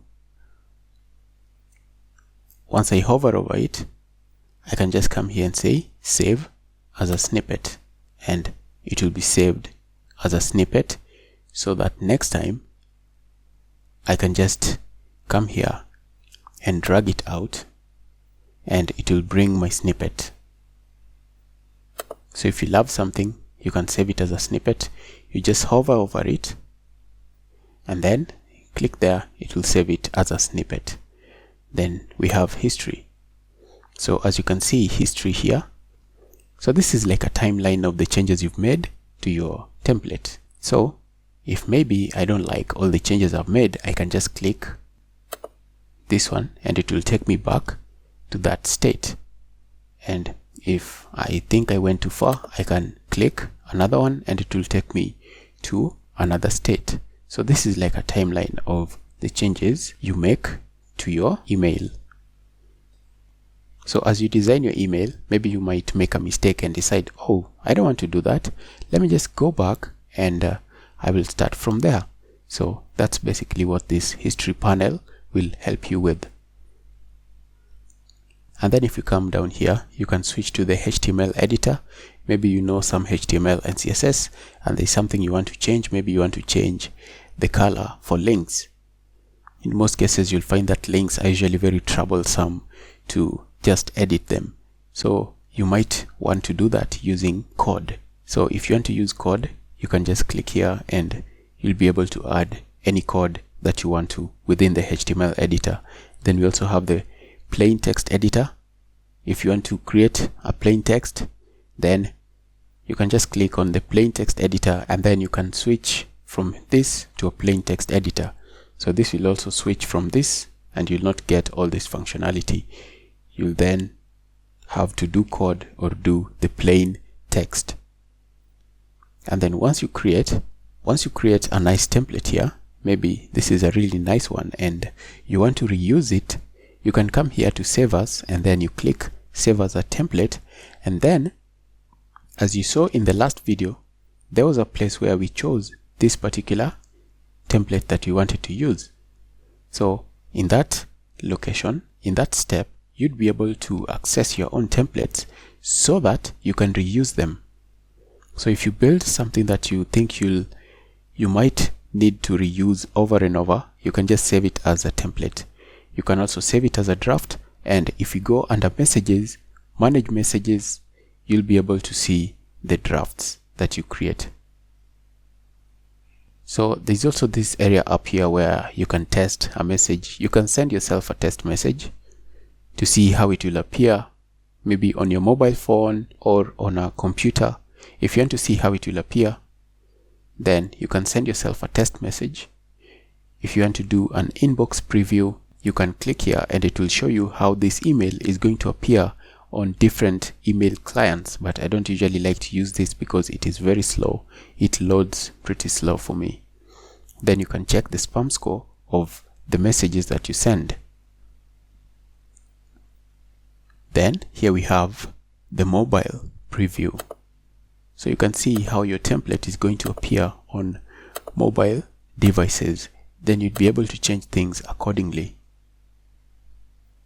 So what I'm going to do is, since there is so much to do here, okay? What I'm going to do is I want to give some level of closure, and the way that I want to do and the way that I'm going to give that level of closure is by just creating a very simple template, and then we are going to click next to see where this will take us. And after we're done with that, I'm going to start again, and then we're going to come back into a template, and then we're going to learn about all of this plus some more. So once you've learned how the email newsletter is sent, we'll come back and you can learn even some more about how to use all these basic blocks that we have here. And in the next video, let's start editing this in a very simple way so that we can understand what else we can do. So I'll see you in the next video when we continue from here. Hello and welcome back. So this is where we ended the last video, and what I want to do, let me go into history and I want to start from scratch. So I'll just go all the way back and then let me click on this because I want to remove all of this.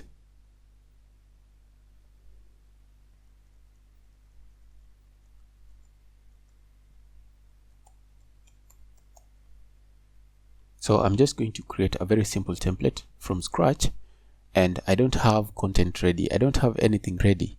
Normally the way I do my tutorials is I don't even have the script ready. I just know what I want to do and I follow the process in my head. So I don't have any script. I don't have any content ready. I just want to build this so that you can see that you can also do it from scratch without really having to plan anything. It's not too much work. You can do it too. So let's say welcome to my website. You will, of course I don't want it to be this big, so if I select that, I can reduce the font right here.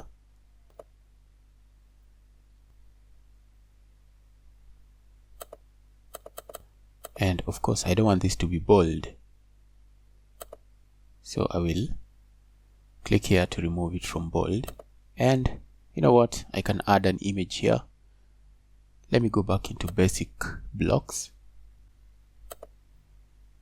and if I just bring it here,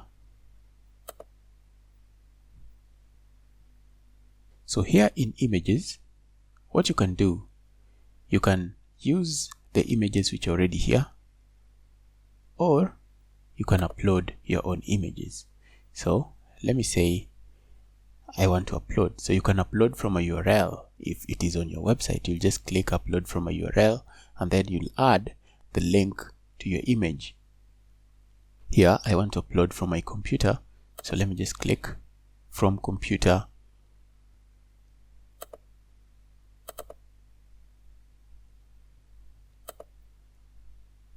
So once it's uploaded, you can use it. So in this case, I'll just click use image.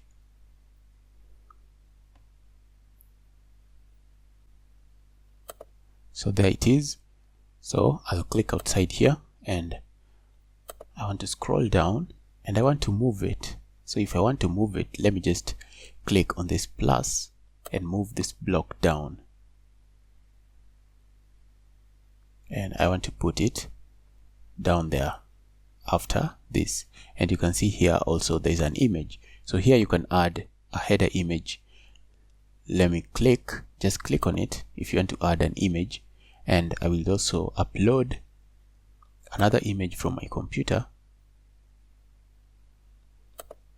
Just double click on it and then let it load.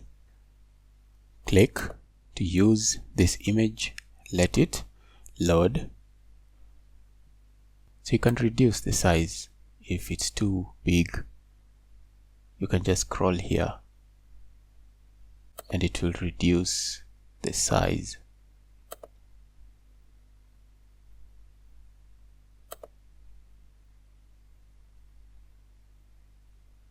And then if you want to link something to it, let me say I want to link the website. Control C, click on it, and then here you see this link icon. Just click on it, add the URL. Make sure the URL has this part. Then visit website. So this is basically, if somebody hovers, this is what they will see.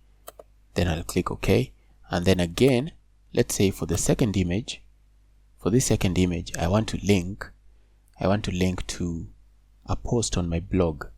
So I'll come back to the website and get the link here. So if I copy the link, then I click on this image,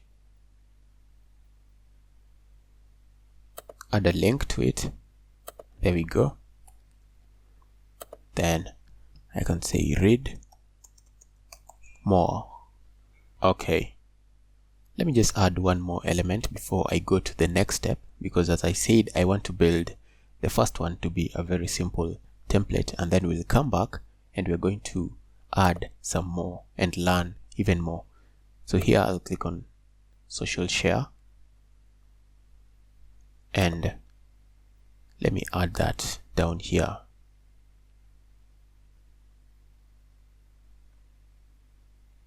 And just to create a boundary for them, let me go back to basic blocks, and I want to add this horizontal ruler. I can add 2 of them anyway. There we go. So let's say that's your template, okay? And if we look at here, this is how it will be on email clients on the mobile phones. I can say save as a template,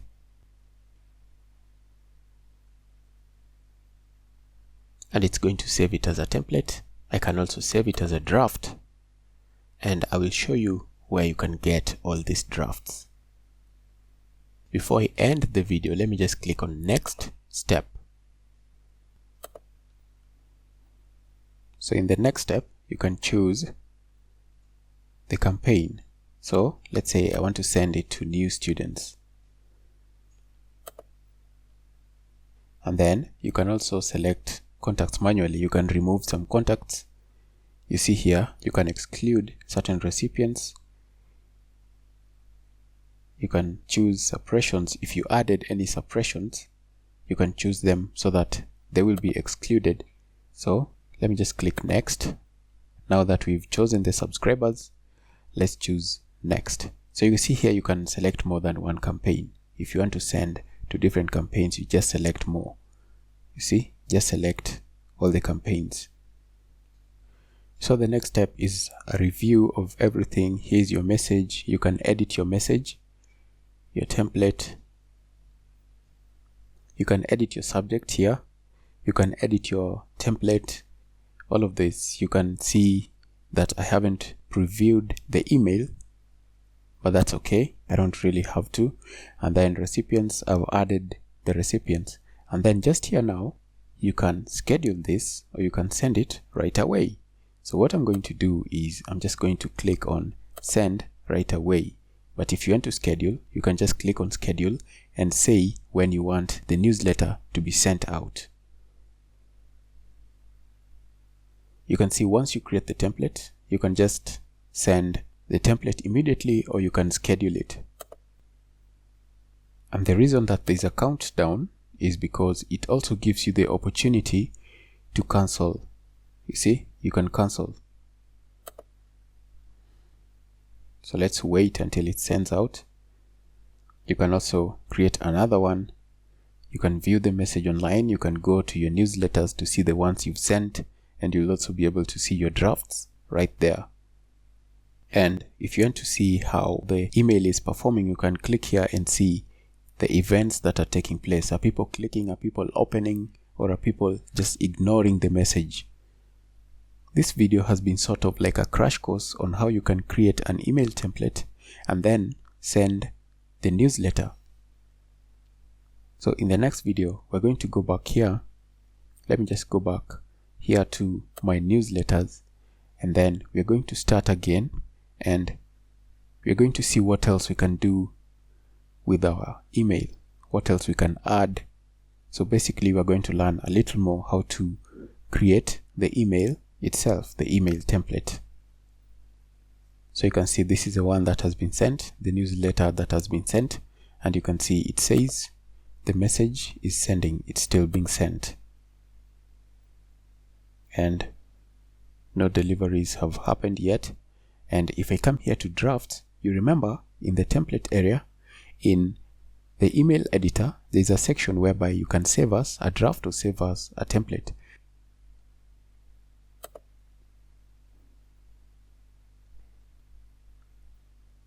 So if you save it as a draft and you don't send it, you can come back here to messages. You can just click on exit on the email editor, and then if you come back here into messages, my newsletters, you can click on drafts and it will be there. So that's it for this video. This was a quick crash course on how you can create the email template, and then once you create the template, you saw how you can just click next and then send it. And once you send it, like in this case, you can see now it has been sent out. So you can see it has been sent out. So it was a very easy, simple step. You just create the email and then you send it. So in the next video, what you're going to do, we're going to start afresh, then we're going to create a new one, and then we're going to see what else we still have in the email template that we can deal with. So at this point, I'm sure you are able to add contacts. You can create a form, add it on your website, and then you can link that form to a certain campaign so that you can add contacts on your account. And then you can create a newsletter and send the newsletter to those contacts, to whichever campaign you want to send it out to. So up to this point, you're able to do any email marketing with Getresponse because you've done the major steps, which are how you can get contacts on your website. Or if you don't have a website, we added one on Facebook. We also saw how you can take the link from Getresponse and share that link out so that people can just subscribe directly on Getresponse. And now we have done the bigger bulk, which is how you can create an email without really any coding skills. You'll just come here under messages, create a newsletter, and then you choose the editor. And then in the editor, once you've created your email, you can save it as a template, or you can save it as a draft, or you can send it immediately like I did in this video. So this has been somewhat a long video, but up to this point, I'm confident that you're confident in your skills to be able to do the necessary email marketing tasks that you may want to on Getresponse. So I'll see you in the next video where we are going to create a new email template and see what else we can do and what else we can achieve. So I'll see you then.